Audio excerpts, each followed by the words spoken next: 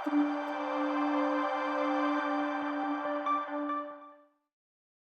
साल में एक बार। बाइनियल है ना। और first was published in which year? 1987। 87। आपका क्या नाम है? रोशनी।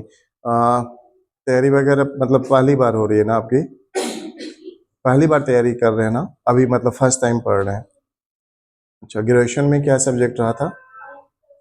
तब तो ठीक है, रिलेट कर लेंगे। अभी पॉलिटी की क्लास है अपनी, है ना, दिक्कत नहीं होगी ज़्यादा क्योंकि वही क्लासेस बढ़ चुकी है। तो अभी हम लोग गवर्नर का इनफैक्ट शुरू ही करेंगे। लास्ट टाइम ब्रीफिंग दिया था आपको, आज भी ब्रीफिंग देंगे। तो पढ़े ही होंगे ना ग्रेजुएशन में थोड़ा बहुत, है ना? फिर भी अगर बेसिक वाले से पीछे वाले में कुछ कॉन्सेप्ट नहीं अगर क्लियर होगा तो एकदम क्वेश्चन करिएगा, ठीक है? तो देखिए एक्चुअली अपने पास क्या है कि थोड़ा सा मैं ब्रीफिंग कर दे रहा हूँ। जो पॉलिटिकल सिस्टम है अपना, politico administrative setup, in that system we have, ये हमारे पास जो सिलेबस में कॉन्स्टिट्यूशनल डेवलपमेंट है वहाँ वगैरह से लेकर के फिर जो प्रोविजंस हैं कॉन्स्टिट्यूशन के हिसाब से, है ना, वो सारी चीजें हैं।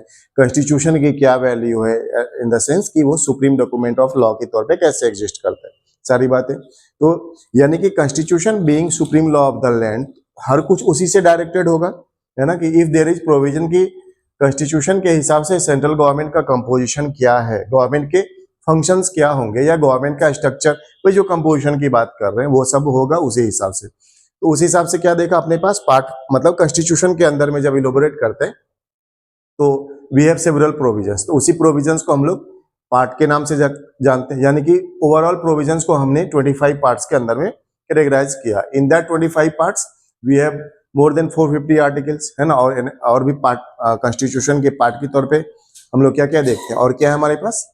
शेड्यूल है जो कि 12th इन नंबर है ना, और प्रीएम्बल भी है अपने पास। तो ओवरऑल ये चीजें एकदम ये है कि एपेक्स लेवल का डॉक्यूमेंटेड लॉ है और उसी के हिसाब से गवर्नमेंट है और फिर गवर्नेंस है। क्लियर है ना? उसी में अभी हम लोगों ने पढ़ लिया जो अभी लेटेस्ट क्लास का डेवलपमेंट है वो था कि यूनियन एग्जीक्यूटिव का पढ़ा हमने, है ना। यूनियन एग्जीक्यूटिव के बाद जुडिशरी के बारे में पढ़ लिया। जुडिशरी के बारे में के बाद हम लोगों ने सेंट्रल और स्टेट का रिलेशन पढ़ लिया, ठीक है ना। तो एक्चुअली क्या है कि पार्ट 5 के अंदर में अगर ये है क्या कि पार्ट 5 के अंदर में स्टेट मतलब सेंटर के जो एग्जीक्यूटिव हैं, जैसे प्रेसिडेंट का नाम सुना होगा, पीएम का नाम सुना, प्रेसिडेंट के बाद वाइस प्रेसिडेंट है, पीएम का नाम सुना होगा, काउंसिल ऑफ मिनिस्टर्स का नाम सुना होगा और फिर अटॉर्नी जनरल ऑफ इंडिया का नाम सुना होगा। ये सब हैं, तो चीजें रेफर होती जाएगी। और फिर उसके बाद जैसे मान लीजिए आपने देख लिया सेंट्रल गवर्नमेंट, स्टेट गवर्नमेंट भी देखते हैं ना सिस्टम में। जैसे मान लीजिए झारखंड की गवर्नमेंट है या फिर बिहार की गवर्नमेंट, महाराष्ट्र की गवर्नमेंट। अभी स्टेट गवर्नमेंट है तभी तो स्टेट लेवल पे इलेक्शन भी हो रहे हैं, समझ पा रहे हैं ना। और ये सब क्यों हो पा रहा है? Constitution being supreme law of the land state government को भी इंडिपेंडेंटली रिकॉग्नाइज करता है, ठीक है ना। क्या कभी ऐसा हो सकता है कि सेंट्रल गवर्नमेंट ये बोले क्या कि मेरा मतलब मूड नहीं है अभी झारखंड में इलेक्शन करवाने का, या फिर झारखंड गवर्नमेंट डिसमिस, ऐसा हो सकता है क्या? नॉर्मली तो ऐसा नहीं होगा, क्योंकि कॉन्स्टिट्यूशन के अंदर में अगर पार्ट 6 में बतला दिया गया है कि पार्ट 6 जो कि डेडिकेटेड प्रोविजन होगा स्टेट को लेकर के, है ना, स्टेट को लेकर के। तो स्टेट में क्या क्या चीजें ब्रॉडली कैटेगराइज करती, चाहे एग्जीक्यूटिव विंग हो स्टेट का या फिर लेजिस्लेटिव विंग हो, सारी चीजें। और यानी कि नटशेल वे में हम लोग क्या बोल सकते हैं, यानी स्टेट गवर्नमेंट का कंपोजिशन, है ना, कंपोजिशन क्या होगा, पावर क्या होगा, फंक्शंस क्या होगा, है ना, बाकी जो भी यूनिट के तौर पे एग्जिस्ट कर रहा है, गवर्नमेंट का पार्ट है या फिर गवर्नेंस का पार्ट है, सबके बारे में जो भी कॉन्स्टिट्यूशनल प्रोविजंस होंगे and that will be added by कि पार्लियामेंट ने भी कुछ लॉ बना के रखा होगा। पार्लियामेंट का तो नाम सुना ही होगा ना आपने। जैसे कि मान लीजिए ओवरऑल देखते हैं, यहाँ पे गवर्नमेंट है, बेसिकली गवर्नमेंट के कितने ऑर्गन है, जल्दी से बतलाइए। गवर्नमेंट के कितने ऑर्गन है? 3, लेजिस्लेचर, एग्जीक्यूटिव एंड जुडिशरी। सबका फंक्शंस क्लियर है। तो लेजिस्लेचर जो है 2 लेवल पे वर्क कर रहे हैं, कौन कौन से? यूनियन लेजिस्लेचर और स्टेट लेजिस्लेचर। यूनियन लेजिस्लेचर का क्या नाम है? पार्लियामेंट। स्टेट लेजिस्लेचर ही बोल रहे हैं, क्लियर है ना। और बाकी एग्जीक्यूटिव विंग में क्या देखते हैं आप, जो कि लॉ मतलब लेजिस्लेटिव विंग ने जो लॉ फॉर्मुलेट किया है उसको एग्जीक्यूट करवाना। सपोज जैसे अपने पास, तो देखिएगा ध्यान ये रखिएगा कि law making body union level पे जो है उसको हम लोग पार्लियामेंट के नाम से बोल रहे हैं, और स्टेट लेवल पे भी लॉ मेकिंग बॉडी है उसको हम लोग किस नाम से बोल रहे हैं? स्टेट लेजिस्लेचर के नाम से, है ना। और एग्जीक्यूटिव्स का काम वही है क्या कि इन बने हुए लॉज को इंप्लीमेंट करवाना, चाहे यूनियन के द्वारा बने गए लॉज या फिर स्टेट के द्वारा बने गए लॉज। क्लियर है ना इतनी सारी बातें? तो उसी डायरेक्शन में अभी हम लोग पढ़ेंगे कि स्टेट के जो एग्जीक्यूटिव हैं, है ना, स्टेट एग्जीक्यूटिव के बारे में, क्योंकि वहीं से शुरुआत करना हमें।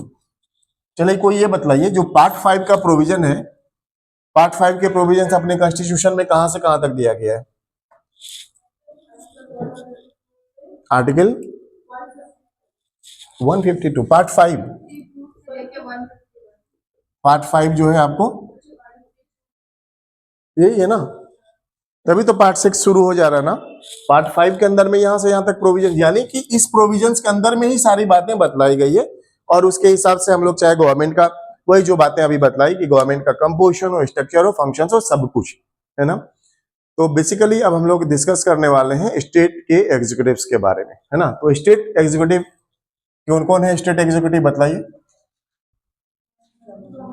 अच्छा, जो नाम देख पा रहे हैं, हाँ, जैसे ओवरऑल अगर हम लोग बोलते हैं who is executive head at state level, obvious ये एक्सपीरियंस के भी बेसिस पे बोल सकते हैं, गवर्नर है, और गवर्नर को यहाँ पे शॉर्ट लिख रहे हैं, है ना, आप भले जैसे भी लिखिए।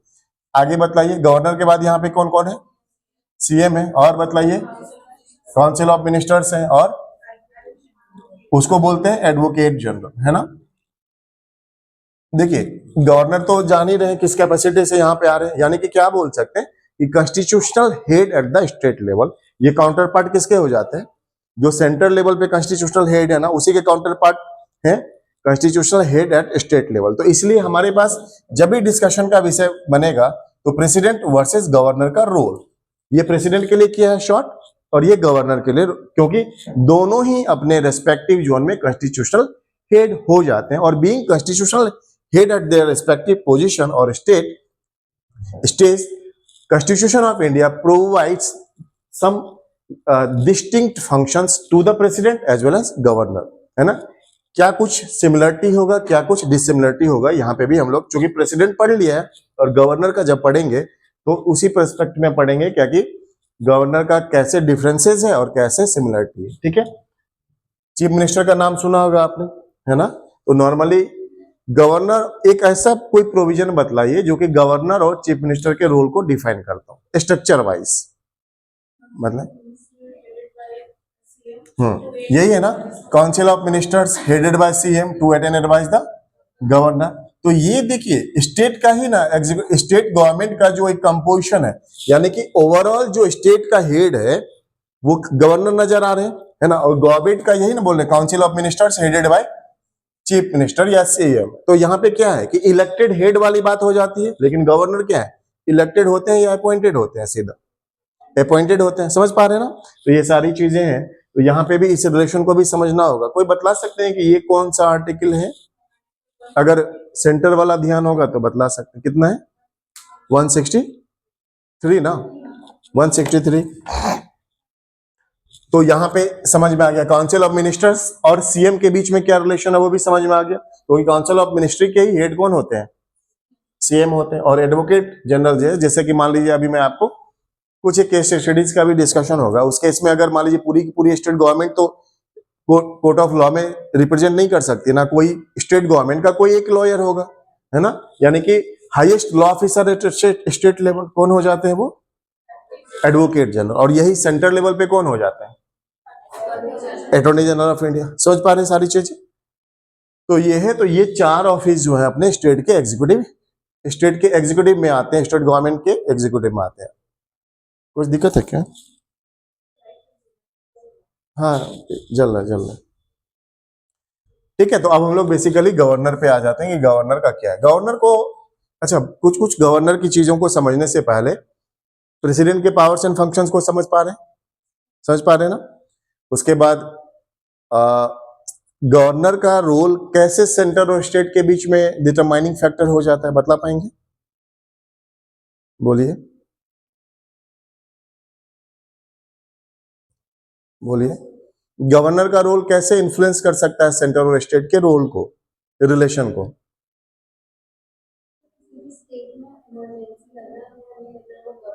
गवर्नर के ही रिपोर्ट पे, यानी कि आपने रेफरेंस लिया, सीधा आर्टिकल 356 का रेफरेंस ले लिया आपने, यूज कर सकते हैं ना प्रवीण, रोशनी? तो आर्टिकल 356 को सीधा रेफर कर सकते हैं, इसलिए क्योंकि this implies for president rule, नाम भी सुना होगा, शॉर्ट लिख रहे हैं ये सारी चीजें। प्रेसिडेंट रूल में क्या होता है, क्या कि देखिए अपने पास सिस्टम है, सेंटर है और स्टेट है। हो सकता है कल के डेट में मान लीजिए महाराष्ट्र गवर्नमेंट बोलने लगे क्या कि now our wish is to separate out from India, ये भी तो हो सकता है। मणिपुर की गवर्नमेंट बोलने लगे, है ना, आंध्र की गवर्नमेंट बोलने लगे, तो क्या होगा मैकेनिज्म कि सारे स्टेट्स इस टाइप से बोलने लगे, यानी कि डिसइंटीग्रेशन ऑफ इंडिया की बात होने लगे। तो क्या एक ऐसा परमिसिबल या कुछ ऐसे प्रोविजंस हो सकते हैं जो कि इस हद तक जा सकता है बात? तो कहीं ना कहीं कॉन्स्टिट्यूशनल मेकर्स ने एकदम से बिल्कुल एकदम टाइट अरेंजमेंट करके दिया होगा, है ना। इस वजह से क्या है, हमारा मान लीजिए सेंटर स्टेट का प्रेजेंस इंडिपेंडेंट, तो क्या ये फेडरल वाले फीचर्स को सिग्निफाई करता है? सेंटर और स्टेट के बीच रिलेशनशिप पे, जैसे दो कंपोनेंट है अपने फेडरेशन के, सेंटर और स्टेट, यही चीज है ना। तो सेंटर और स्टेट के जो बीच रिलेशनशिप है उसको लेकर के हम लोग देखते हैं we have two forms of government, एक होती है यूनिटी फॉर्म ऑफ गवर्नमेंट, एक होती है फेडरल फॉर्म ऑफ गवर्नमेंट। तो यूनिटी फॉर्म ऑफ गवर्नमेंट का मतलब ये होता है कि where provisions are inclined heavily inclined toward the centre, है ना, सेंटर एंजॉयज मोनोपोली, या फिर आइडियल वे में ये भी हो सकता है कि स्टेट गवर्नमेंट रिकॉग्नाइज तो होगी या इंडिपेंडेंट एग्जिस्टेंस तो होगा, बट वो अपने पावर्स एंड फंक्शंस कहां से डिराइव करेंगे? सेंटर से करेंगे। समझ गए ना बात? तो ये क्या, this all this applies to unity form of government. उसके बाद हम लोग आ जाते हैं फेडरल फॉर्म ऑफ गवर्नमेंट में, यानी कि फेडरल फीचर्स पे। तो फेडरल फीचर्स में क्या होता है कि ऐसे कोई प्रोविजंस जो कि स्टेट के इंडिपेंडेंट एग्जिस्टेंस को रिकॉग्नाइज करता हो, स्टेट को इंडिपेंडेंटली रिकॉग्नाइज करता हो, स्टेट के पावर्स को, स्टेट के फंक्शंस को, कंपोजिशन वगैरह को, ठीक है। और आइडियल वे में क्या होगा, स्टेट के लिए अपना कॉन्स्टिट्यूशन होगा। जैसे कि यूएसए की बात कर लेते हैं, तो यूएसए में हम लोग क्या बोलते हैं, फेडरेशन ऑफ स्टेट्स है ना, और अपने यहाँ हम लोग क्या बोलते हैं, यूनियन ऑफ स्टेट्स, है ना। तो यूनियन ऑफ स्टेट्स में हम लोग यूनियन क्यों बोले, तो बी आर अम्बेडकर साहब के कोट को रेफर करिए, बिकॉज अब जब इंडिया का फेडरेशन, इंडियन फेडरेशन बन रहा था, तो this was not the result of any agreement, as well as no any state has right to secede from Indian federation. अभी मैंने बोला महाराष्ट्र बोल सकता है, नहीं बोलेगा, क्यों? क्योंकि हमारा फेडरेशन यूनियन ऑफ स्टेट है, और जहां पे कि डेलिबरेटली प्रोविजंस को किसकी तरफ इंक्लाइन करके बनाया गया है, किसकी तरफ रखे गए हैं इंक्लाइन करके, यूनियन की तरफ। समझ गए ना? यानी कि जैसे देखिए कि अगर ये बोलता है, मैंने सेंटर स्टेट रिलेशन में भी आपको बतलाया था कि क्या होगा कि जब स्टेट गवर्नमेंट सेंटर के डायरेक्शन को भी करने, सेंटर के डायरेक्शन को मानने से मना कर दे, है ना, सेंटर के डायरेक्शंस के नॉन कंप्लायंस हो जाए, ना माने, तो क्या हो सकता है? या फिर स्टेट के अंदर में कॉन्स्टिट्यूशनल मशीनरी फेल हो जाए, तो क्या हो सकता है? समझ गए ना? दोनों ही ग्राउंड पे प्रेसिडेंट रूल का इंपोज होता है। जैसे नटशेल वे में हम लोग क्या बोलते हैं, we have provisions of president rule, और प्रेसिडेंट रूल में होता क्या है एक्चुअली में, मतलब ये स्टेट प्रेसिडेंट रूल में होता क्या है, स्टेट गवर्नमेंट क्या होगी, सस्पेंड हो जाती है। स्टेट हाउस जो है, स्टेट जो लॉ मेकिंग बॉडी, अभी देखा आपने स्टेट लेजिस्लेचर, उसके जो कंपोनेंट है, किसी किसी स्टेट में 2 हाउस बना हुआ है। अगर किसी स्टेट के अंदर में 2 हाउस है, लेजिस्लेटिव काउंसिल और स्टेट लेजिस्लेटिव असेंबली, तो उसको आप क्या बोलते हैं, कौन सा टर्म रेफर करते हैं उसके लिए? Bicameral nature, bicameralism. समझ गया ना? क्या अपने इंडिया के अंदर में सारे स्टेट बाइकैमरलिज्म नेचर के हैं? कितने स्टेट बाइकैमरल नेचर के हैं, कौन कौन से, है ना? देखिए सही बतला है, दिक्कत नहीं है, लेकिन मैं क्या बोल रहा हूं ना कि मेंस भी लिखना होता है हमें, तो मेंस में कोशिश करिए ना कि स्टैंडर्ड पैटर्न फॉलो करें। समझे ना? कुछ बुरा नहीं है, गलत नहीं बोला आपने, शुरू कर देते आंध्रा से, ABCD वाला पैटर्न। समझ गया ना? तो वो थोड़ा स्टैंडर्ड प्रैक्टिस करिए, गलत नहीं बोल रहे हैं, लेकिन अगर ऐसे लिखेंगे ना तो एग्जामिनर ना बहुत ज्यादा हाईली इंप्रेस होगा आपसे। एक भी मौका नहीं दिया आपने अपने अगेंस्ट जाने का, समझे ना? तो ये सारी चीजें रैंक इंश्योर कर देगी आपकी, मतलब टॉपर रैंक। तो ये सारी चीजें हैं। उसके बाद प्रेसिडेंट रूल का अपने यहाँ ग्राउंड बतलाइए, क्या इसको ये बोल सकते हैं, एक आर्टिकल 356 के डायरेक्शन के परसुएंस से लगता है, और एक आर्टिकल 365 के। समझ पा रहे हैं? नॉर्मल वे में अपने यहाँ जो इंडिया का एडमिनिस्ट्रेशन है, सेंट्रल गवर्नमेंट का इंडिपेंडेंट एग्जिस्टेंस और स्टेट गवर्नमेंट का इंडिपेंडेंट एग्जिस्टेंस, बट ये नॉर्मल सिचुएशन के लिए है, क्योंकि डेलिबरेटली अपने यहाँ फेडरेशन को किसके फेवर में रखा गया, बैलेंस ऑफ पावर किसके फेवर में, सेंटर के फेवर में, so that uniformity of administration maintain. अगर मान लीजिए आज झारखंड की गवर्नमेंट कुछ ऐसा काम करे जो कि कॉन्स्टिट्यूशन को वायलेट कर दे, कॉन्स्टिट्यूशन का वायलेशन समझते हैं ना, कॉन्स्टिट्यूशन के अगेंस्ट काम करने लगे, तो क्या गवर्नेंस इस हिसाब से चलनी चाहिए? नहीं ना, कहीं ना कहीं इंडिया की इंटीग्रिटी के अगेंस्ट हो जाएगा, कहीं ना कहीं इंडिया की जो एक एक सॉवरेनिटी है या फिर इंटीग्रिटी है उसके अगेंस्ट हो जाएगा। तो कॉन्स्टिट्यूशन ऐसी चीजों को पहले ही दे दिया है प्रोविजंस में, किस नाम से? प्रेसिडेंट रूल के नाम से, अलग अलग प्रोविजंस में, एक आर्टिकल 356 के परसुएंस से और एक आपका आर्टिकल 365 के परसुएंस से। क्लियर कट पता होगा कि ये इमरजेंसी टॉपिक के अंदर में और ये क्या है, नॉन इमरजेंसी टॉपिक के अंदर में, यानी कि पार्ट 18 के अंदर में। और ये क्या हो जाएगा, इमरजेंसी कौन सा पार्ट? 18 ना, और ये बियॉन्ड इमरजेंसी 19 में चला गया। अब उसके बाद क्या है कि ग्राउंड, यहां पे क्या ग्राउंड हो जाता है? Violation of the constitution machinery, failure of constitutional machinery in the state, यही है ना ग्राउंड। और यहां पे क्या है? Non compliance of state government to the centre's direction. Suppose centre ने बोला क्या कि हमें इंडियन रेलवे का कंस्ट्रक्शन चाहिए यहाँ पे, और स्टेट गवर्नमेंट ने मना कर दिया। सेंटर ने ये बोला कि हमें मींस ऑफ कम्युनिकेशन के लिए यहाँ पे कंस्ट्रक्शन, कम्युनिकेशन किसका सब्जेक्ट मैटर, यूनियन का या स्टेट का?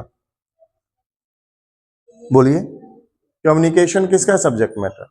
टेलीकॉम पॉलिसी किसकी जानते हैं आप, सेंटर की या स्टेट की? यूनियन का ही होता है ना वो। कभी सुने कि झारखंड गवर्नमेंट जो है स्पेक्ट्रम खरीद रहा है? सुने कभी? क्योंकि वो उसका सब्जेक्ट मैटर है ही नहीं। यूनियन, क्योंकि आप सेंटर और स्टेट के आप क्यों पढ़ रहे हैं, चाहे मान लीजिए लेजिस्लेटिव मैटर हो, चाहे मान लीजिए एडमिनिस्ट्रेटिव मैटर हो, यानी कि एग्जीक्यूटिव वाला, या फाइनेंशियल मैटर हो, इन सब के बीच डिवीजन ऑफ पावर्स, किसके बीच? सेंटर और स्टेट। तो फेडरल यूनिट के कितने कंपोनेंट, अपने फेडरेशन के कितने कंपोनेंट? 2, सेंटर और स्टेट। तो दोनों के बीच का रिलेशन तो पढ़ के अभी आए ना। तो सारी चीजों को हाईलाइट करिएगा। तो यहाँ पे प्रेसिडेंट रूल इसीलिए रखा गया है कि यूनिफॉर्मिटी ऑफ एडमिनिस्ट्रेशन रहे, सो दैट कि अगर किसी स्टेट के अंदर में failure of constitutional machinery in that state हो, या फिर उस स्टेट की गवर्नमेंट जो है वो सेंटर के डायरेक्शन को डिसओबे करे, सेंटर के डायरेक्शन को मानने से मना कर दे। एग्जांपल के तौर पे क्या होगा कि अगर कंट्री के हित में है, नेशंस इंटरेस्ट में है क्या कि आर्मी का मूवमेंट चाहिए, अगर मान लीजिए सपोज उड़ीसा है ना, दिल्ली से आर्मी ट्रूप्स का मूवमेंट होता है, झारखंड को पास करते हुए जाना है उड़ीसा, या फिर मान लीजिए आंध्रा के अंदर में डिप्लॉय करना है, और क्या होगा कि झारखंड की गवर्नमेंट बोलेगी कि नहीं आप हमारे यहां से नहीं जा सकते, बोल सकती है ना, क्योंकि टेरिटरी इनकी है। समझ पा रहे हैं? तो यानी कि क्या होगा, there must be provision in this direction. तो दिया गया, कॉन्स्टिट्यूशन मेकर ने दिया, एक ये ग्राउंड्स आर डिफरेंट, ध्यान में रखिएगा। लेकिन इंपैक्ट क्या होगा? इंपैक्ट सेम होगा। क्या हो रहा है impact? Dissolution of the house, state जो लेजिस्लेटिव असेंबली है उसका डिसोल्यूशन, और फिर डिसोल्यूशन की वजह से क्या होगा? गवर्नमेंट का सस्पेंशन, गवर्नमेंट डिसमिस कर गई। अब गवर्नमेंट जब है ही नहीं तो उस स्टेट के लेजिस्लेटिव फंक्शन कौन करेंगे? पार्लियामेंट। समझ पा रहे हैं? अब पार्लियामेंट डायरेक्ट ही इंक्रोच करता है स्टेट के मैटर पे, चाहे लॉ मेकिंग हो फंक्शन या फिर एडमिनिस्ट्रेटिव फंक्शंस हो। एडमिनिस्ट्रेटिव फंक्शंस या एग्जीक्यूटिव फंक्शंस अब किसके होंगे? सेंट्रल गवर्नमेंट के। समझ पा रहे हैं ना सारी चीजें? एक तो ये समझ में आ रहा। अब एग्जांपल के तौर पे जैसे इन्होंने बोला कि आर्टिकल 356 एक वेरी वेरी डिटरमाइनिंग फैक्टर हो सकता है, इसको लेकर के प्रेसिडेंट रूल के इंपोजिशन को लेकर के। तो प्रेसिडेंट रूल का इंपोज करने का ग्राउंड आर्टिकल 356 में ये बोला गया है कि गवर्नर के रिपोर्ट पे जब प्रेसिडेंट सेटिस्फाइड हो ले तभी जाके प्रेसिडेंट रूल इंपोज कर सकते हैं। वो भी प्रेसिडेंट किस बात को लेकर सेटिस्फाई होंगे कि whether there is failure of constitutional machinery in the state और नॉट। समझ गए बात को? जैसे मैंने एग्जांपल के तौर पे भी रिफर किया था कि while it was the case of Manipur जो लैक ऑफ गवर्नेंस था, फेलियर ऑफ गवर्नेंस था। समझ पा रहे हैं ना कि there was wide level governance crisis in Manipur at that time. Governor of Manipur उन्होंने साइड किया इस बात को, उन्होंने रेफर किया कि president rules must be impose so that कि अब एडमिनिस्ट्रेशन किसके हाथों से होता? डायरेक्ट सेंटर के हाथों से होता, लॉ एंड ऑर्डर उनके हाथों में होता। अच्छा ये बतलाइए, लॉ एंड ऑर्डर किसका सब्जेक्ट मैटर है, सेंटर का या स्टेट का? लॉ एंड ऑर्डर स्टेट का सब्जेक्ट मैटर है। लॉ एंड ऑर्डर स्टेट का सब्जेक्ट मैटर है, लेकिन ओवरऑल यूनियन अगर इंटरफेयर करेगा तो यूनियन गवर्नमेंट की कौन सी मिनिस्ट्री इन्वॉल्व होगी? Home ministry. समझ पा रहे हैं ना? That's why rapid action force का डिप्लॉयमेंट अगर झारखंड के अंदर में हुआ तो कौन सी मिनिस्ट्री के थ्रू भेजी जाएगी? रैपिड एक्शन फोर्स के अंदर में अगर वैकेंसी आई तो कौन मिनिस्ट्री निकालेगा उसको? समझ पा रहे हैं ना? सब्जेक्ट मैटर जिसका इंटरनल सिक्योरिटी किसका subject matter? Ministry of home affairs. Land border management किसका subject matter? Home affair. Citizenship किसका सब्जेक्ट मैटर? सिटीजनशिप का जब मुद्दा चल रहा था बार बार होम मिनिस्टर का क्यों स्टेटमेंट आ रहा था? क्योंकि ये उन्हीं का सब्जेक्ट मैटर है।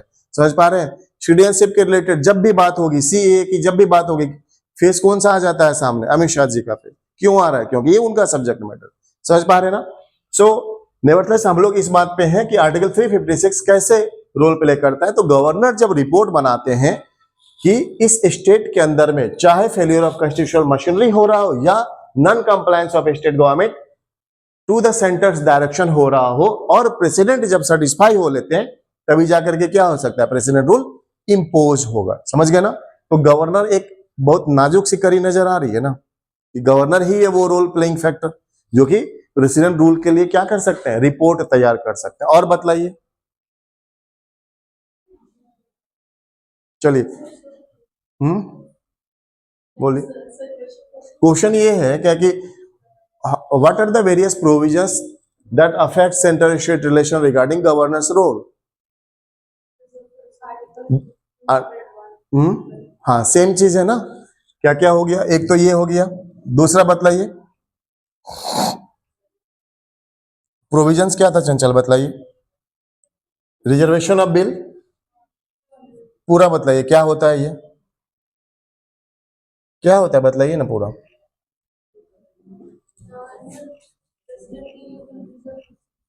कर सकते हैं ना रोशनी? देखिए, आप इस बात को समझते हैं जैसे कि मान लीजिए पार्लियामेंट, पार्लियामेंट का कंपोजिशन क्या क्या होता है? ये प्रेसिडेंट शॉर्ट लिख रहे हैं। स्टेट लेजिस्लेचर का क्या कंपोजिशन हो सकता है? क्या कंपोजिशन है?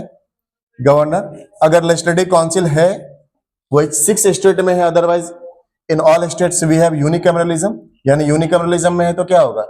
स्टेट लेजिस्लेटिव असेंबली ही होगी। ये 6 एलसी के ऊपर में स्टार इसलिए लगाया है क्योंकि 6 ही जगह पे है, आंध्र वगैरह से जो अभी आपने नाम सुना। बाकी क्या केस क्या हो जाएगा ये? अब देखिए कि स्टेट जो लॉ ऑफ मेकिंग है मैकेनिज्म कैसे होता है स्टेट के अंदर में, देखते हैं। एसएलए से बिल पास हुआ, गवर्नर के पास है। यहां पे भी देखिएगा, एक हाउस से बिल पास हुआ, दूसरे हाउस में आया, दूसरे हाउस से भी बिल पास किया, फाइनली क्या हो जाएगा? Finally goes to president. समझ गए ना? यानी bill pass from both the house now sent to the president, है ना? कि प्रेसिडेंट का फर्दर एक्शंस क्या होगा, यहां पे क्लियर है। तो प्रेसिडेंट साहब क्या क्या कर सकते हैं इस पे बतलाइए? एसेंट दे सकते हैं, और एसेंट देना मतलब अप्रूव कर दिया, साइन कर दिया, तो bill becomes an act. Clear सी बात। आगे विदहोल्ड कर सकते हैं। Is there any reference of time for withhold? Is there any withholding time prescribed in any of the law, either in constitution और एनी अदर लॉ? नहीं ना, कहीं पे कोई टाइम लिमिट नहीं है। और क्या कर सकते हैं? रिटर्न कर सकते हैं। क्या रिटर्न वगैरह करने का भी टाइम मेंशन किया गया है? कितने टाइम में कर देना है रिटर्न? कुछ भी नहीं कर। रिटर्न के मैटर पे क्या जानते हैं? मान लीजिए प्रेसिडेंट के पास गया और प्रेसिडेंट ने बिल को रिटर्न कर दिया for regarding reconsideration of the bill bye houses. अब हाउस के पास क्या ऑप्शन है? टू कंसिडर, क्योंकि कंसिडर के लिए भेजा ना, आइदर टू कंसिडर और नॉट। अब क्या होगा? इसके बाद क्या होगा? नहीं मतलब वापस, जैसे अब क्या है कि देन हाउस विद और without consideration again send the bill to the president, तो क्या होगा? It becomes mandatory for the president to give his assent. यही चीज है ना। गवर्नर के केस में क्या है? तो 3 ऑप्शंस हैं, तो तीनों ही देख लिया आपने। गवर्नर के केस में क्या क्या हो सकता है? अच्छा, ये जो चीजें हैं ये प्रेसिडेंट यानी कि बिल के ऊपर में क्या अल्टरनेटिव्स एंजॉय करते हैं, कौन से प्रोविजन में मेंशन किया गया? आर्टिकल 111, ऐसे याद कर लीजिए ना। 3 ऑप्शंस, 3 लाइन, क्या बना? 111। ठीक है ना? इसलिए अब ये नहीं क्या कि हर में लाइन करते रहिएगा। तो आर्टिकल 111 के थ्रू 3 ऑप्शंस प्रेसिडेंट एंजॉय करते हैं। गवर्नर के पास सारी चीजें आई। गवर्नर एंजॉय करते हैं कितने ऑप्शंस? क्या क्या? Either to assent, withhold, return. एक यहां पे क्या हो जाएगा? ये जो लिखा ना, ये है ना, तो यानी कि गवर्नर लाइकवाइज प्रेसिडेंट कि प्रेसिडेंट तीन अल्टरनेटिव्स एंजॉय करते हैं over A bill pass from both the house of parliament. यहां पे क्या होगा, गवर्नर कितने अल्टरनेटिव्स, चार अल्टरनेटिव्स। ये कौन सा प्रोविजन, आर्टिकल 200। देखिए एक्चुअली क्या है कि अपने जब सिस्टम को देखेंगे ना, प्रोविजंस को देखेंगे, तो ऑलमोस्ट केसेस में क्या होता है कि 89 जब ऐड कर देंगे तो सीधा ही सेंटर्स के प्रोविजन पे आ जाता है। वो प्रेसिडेंट का काउंटर पार्ट स्टेट पे कौन हो गया, governor, constitutional head in that state. President enjoy करते हैं तीन अल्टरनेटिव्स, गवर्नर एंजॉय करेंगे चार अल्टरनेटिव्स। कौन सा आर्टिकल, आर्टिकल 111 में 89 ऐड करिए कितना, 200। समझ पा रहे हैं ना। तो अब देखिए ये वाला मैटर, अब प्रेसिडेंट के लिए जो उन्होंने बिल को रिजर्व कर लिया, मतलब for consideration of the president, वापस प्रेसिडेंट क्या करते हैं, चाहे तो एसेंट दें, या तो रिटर्न करें, या विदहोल्ड करें, नो भी कर सकते हैं, रिजेक्ट भी कर सकते हैं। समझ गए ना। तो यानी कि क्या है, क्या गवर्नर वो करी नहीं हो जाती है जिनके हाथों में सेंटर स्टेट के बीच एकदम नाजुक सी लाइन खींची जाती है। समझ पा रहे हैं ना, through this provision only. Clear है यहां तक। ये जो प्रोविजन अल्टरनेटिव ऑप्शन के तौर पे मिला, कौन सा आर्टिकल 200। लेकिन प्रेसिडेंट जो करेंगे उस बिल का फेट क्या होगा, ये कौन डिसाइड करता है, कौन सा प्रोविजन, उस बिल का फेट क्या होगा, डिसाइडेड बाय आर्टिकल 201। समझ गए ना, क्यों आर्टिकल 200 और 201 को साथ साथ रखा जाता है। क्लियर हो गया। अब उसके बाद एक चीज और हम लोग देख लेते हैं कि गवर्नर के लिए क्या कुछ क्वालिफिकेशन भी मेंशन किया गया है कि नहीं, इस इतना कॉम्पिटेंट होगा कोई पर्सन तभी हम गवर्नर के तौर पे बना देते हैं, नहीं ना। अभी देखते होंगे कि आर्मी वाले भी गवर्नर बन जाते हैं, है ना, and seems as retirement package for them. यही होता है ना, ब्यूरोक्रेट के तौर पे आप चीफ सेक्रेटरी रहिए ना, और सेंट्रल गवर्नमेंट की बात मानते रहिए, है ना, हु सो एवर गवर्नमेंट में भी। बट जब आपका रिटायरमेंट हो जाएगा तो सेंट्रल गवर्नमेंट पीठ थपथपाएगी आपका कि चलिए आपने अपने रहते मेरे लिए अच्छा काम किया, now you will get your retirement package. कैसे, है ना, गवर्नर बना देंगे आपको कहीं पे। बहुत सारे हैं। और बतलाइए, यानी कि लूप होल्स के तौर पे क्या वर्क कर सकता है कि constitution of India does not prescribe any specific qualification for the president. Let's say कैसे, एज कितनी होनी चाहिए गवर्नर बनने के लिए, 35 ईयर्स, और उसके बाद should be citizen of India.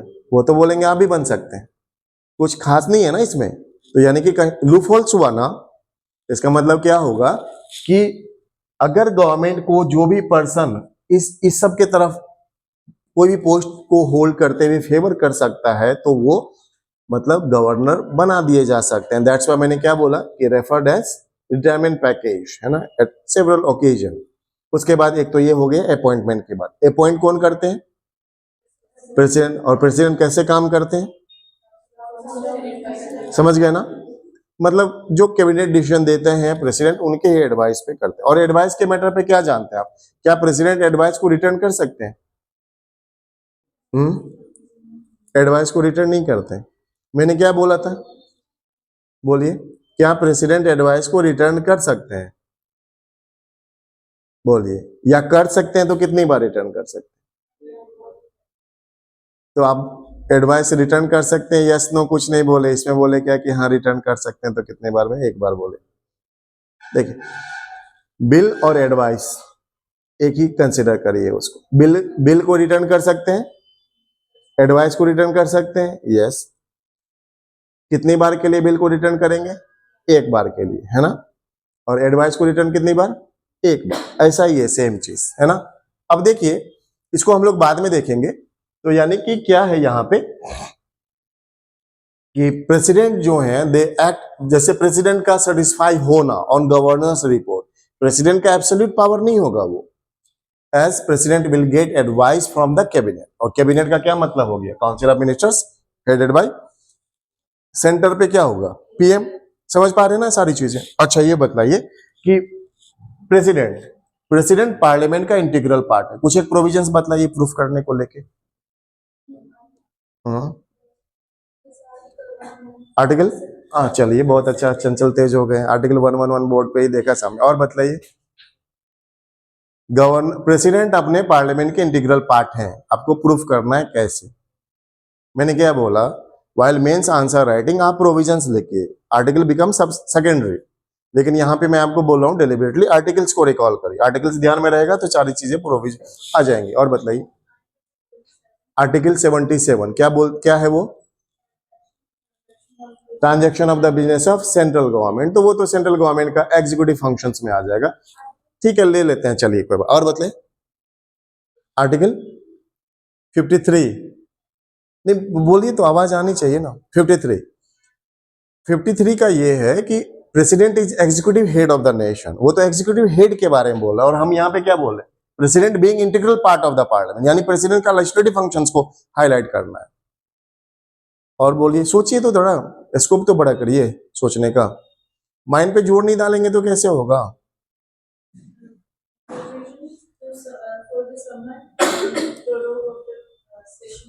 Provisions relating to summon, prorogue and dissolution of the house। समन किसका होता है? हाउस का या सेशन का? सेशन का। समन करना मतलब समझते हैं ना? जैसे मान लीजिए आपने सुना होगा कि पार्लियामेंट का सेशन, पार्लियामेंट के लोकसभा का सेशन चल रहा है, उस सेशन में क्या होता है? लोकसभा कॉल की जाती है, लोकसभा को बुलाया जाता है, हिंदी में बोलते हैं सत्र का आह्वान। सत्र चल रहा है आपका, उसमें डे टू डे मीटिंग होगी, लेकिन सत्र को जो आह्वान किया जाता है उसके लिए जो हम लोग टर्म यूज करते हैं, उसके लिए क्या बोलते हैं? उसको समॉन करना। तो सेशन को समॉन कौन करता है? सो दैट कि meeting could take place, day to day meeting could take place. Session को समॉन कौन करते हैं? प्रेसिडेंट। अब मान लीजिए कि आज से मीटिंग शुरू हो गई, तो मीटिंग हमेशा चलते रहेगा क्या? सालों भर? सुने कभी ऐसा? नहीं ना। तो मीटिंग का इस डे टू डे मीटिंग का एंड भी होगा, तो एंड के लिए जो टर्म यूज करते हैं उसको क्या बोलते हैं? प्रोरोगेशन। क्या बोलते हैं? प्रोरोग करना। तो प्रोरोग भी कौन करते हैं? जाहिर सी बात है, जो समॉन पावर जिनके पास था वही करेंगे। कौन करेंगे? प्रेसिडेंट। अब है डिजोल्यूशन। तो डिजोल्यूशन किसका हो सकता है? मीटिंग का डिजोल्यूशन तो नहीं होता है ना, डिजोल्यूशन होता है हाउस का अपने यहाँ। तो हाउस को डिजोल्व किया जा सकता है, ये भी प्रोविजंस है ना। ये सारे प्रोविजंस कौन से आर्टिकल में? 85 के अंदर में। क्लियर है ना? 85 में ही है, 108 है ना। तो ज्वाइंट सेशन को समॉन करना ये भी प्रेसिडेंट का लेजिस्लेटिव फंक्शन में हो जाएगा, बट मेंशन अंडर आर्टिकल 108, वो अलग प्रोविजंस है। बट यहां पे देखिए, सेशन का समॉन करना, और समॉन सेशन के समॉन करने पे क्या होगा? पार्लियामेंट्री सेशन विल हेल्ड, यही चीज होता है ना। यहां पे भी क्या होगा? अब देखिए, सेशन को समॉन करना, प्रोरोग करना, डिजॉल्व करना, ये सब कौन सा आर्टिकल? आर्टिकल 85। मानते हैं बात? मैंने क्या बोला? Same provisions at state level. State level पे कौन सेशन को समॉन करते हैं? गवर्नर। प्रोरोग कौन करेंगे? सेम चीज, सेशन को समॉन करना समझ लीजिए, प्रोरोग करना समझ लीजिए, डिसोल्यूशन समझ लीजिए, सारी चीजें। तो कौन से प्रोविजंस में ऐसा पावर मिलेगा गवर्नर को? आर्टिकल, तो बिना आप टेंशन लिए इस आर्टिकल को भी मेमोराइज कर लीजिए। Article 174 provides power to the governor regarding summon, prorogue and dissolution of the house. Clear है? अब मैं आपको एक स्टोरी सुनाता हूं गवर्नर के रोल को लेके। अब सेशन को समॉन किया जाएगा। अच्छा, एक तो ये मैटर, ये समझते हैं मैटर का, किसी भी सिटिंग मेंबर का डिस्क्वालिफिकेशन समझते हैं? डिस्क्वालिफिकेशन कौन कौन से ग्राउंड पे हो सकता है? डिस्क्वालिफिकेशन किस किस ग्राउंड पे किया जा सकता है किसी में? डिस्क्वालिफिकेशन समझते हैं ना? जैसे आपने सुना होगा राहुल गांधी जी का बीच में, सुने थे कभी न्यूज में? सुने थे? रोशनी आप नहीं सुने थे? आप लोग सुने थे राहुल गांधी जी का डिस्क्वालिफिकेशन बीच में हो गया था ना उनका? तो उनको जो देखिए, अपने यहाँ क्या है कि आपने इलेक्शन में जिता करके मेंबर या मेंबर ऑफ पार्लियामेंट या स्टेट लेजिस्लेचर को भेज दिया, एमपी एमएलए को, जो मोस्ट फेमसली आप नाम से बोलते हैं, जिता करके भेज दिया, तो क्या उनको डिस्क्वालीफाई भी किया जा सकता है? Yes, we have provisions regarding this. Constitution में भी डिस्क्वालिफिकेशन प्रोविजंस है, और ये पावर पार्लियामेंट को दे दिया जाता है कि पार्लियामेंट को अगर जैसा लगेगा तो वो लॉज बना करके भी डिस्क्वालिफिकेशन मैटर को डील कर सकते हैं। क्लासेस हो चुकी है इस पे, है ना। फिर भी आपको एक चीज बतलाते हैं, आप जो पढ़े हुए हैं पहले से, ये बतलाइए कि कॉन्स्टिट्यूशन के किस प्रोविजन में मेंबर ऑफ पार्लियामेंट को डिस्क्वालीफाई करने का रखा गया है? कॉन्स्टिट्यूशन के किस प्रोविजन में किसी मेंबर ऑफ पार्लियामेंट को डिस्क्वालीफाई किया जा सकता है?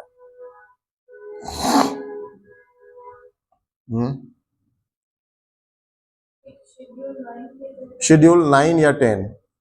10 ना। शेड्यूल 10 के भी अंदर में कर सकते हैं। तो शेड्यूल 10 में जो डिस्क्वालीफाई कर सकते हैं, ग्राउंड क्या है उसका, किस आधार पे? डिफेक्शन के आधार पे। डिफेक्शन का क्या मतलब है? एक पॉलिटिकल पार्टी को छोड़ के दूसरी पॉलिटिकल पार्टी में जाना, ठीक है ना? क्या कोई एक्सेप्शन भी वर्क करता है इसके, इसमें एक्सेप्शन है? या कोई भी करें, कितने भी नंबर से करें तो they will be disqualified. Exception है, कितना है? 2/3, यानी कि 2/3 के साथ जो मर्ज होंगे तो neither the group who left nor who are joining will be disqualified। कोई डिस्क्वालीफाई नहीं करेगा। अदरवाइज क्या होगा? इससे कम होगा तो सब के सब डिस्क्वालीफाई कर जाएंगे। डिस्क्वालीफाई क्या होता है? डिस्क्वालीफाई हो जाएंगे तो क्या होगा? मेंबरशिप खत्म हो जाएगी मेंबर ऑफ पार्लियामेंट के लिए।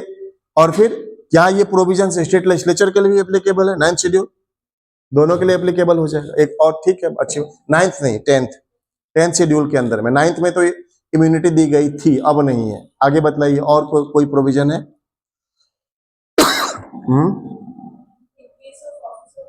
इन case of office of profit, तो ऑफिस ऑफ प्रॉफिट होल्ड करने के भी आधार पे, तो ऑफिस ऑफ प्रॉफिट को ही हम लोग क्यों देखते हैं? हम लोग नटशेल में आर्टिकल 102 ले लेते हैं ना, where there are 5 provisions, 5 provisions है, 4 स्पेसिफिक और एक जनरल जो कि पार्लियामेंट को एम्पावर कर देता है। ऑफिस ऑफ प्रॉफिट को होल्ड करना, सिटीजनशिप खत्म कर दीजिए, अपने आप मेंबरशिप चली जाएगी।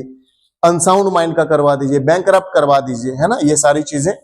तो इन सब के आधार पे उसको डिस्क्वालीफाई किया जा सकता है। ऑफिस ऑफ प्रॉफिट का मतलब ये होता है, आप अभी पहली बार शायद टर्म सुन रहे होंगे, इट्स ए पोजीशन, है ना। मान लीजिए आप लेजिस्लेचर को जान रहे हैं, एग्जीक्यूटिव्स को जान रहे हैं।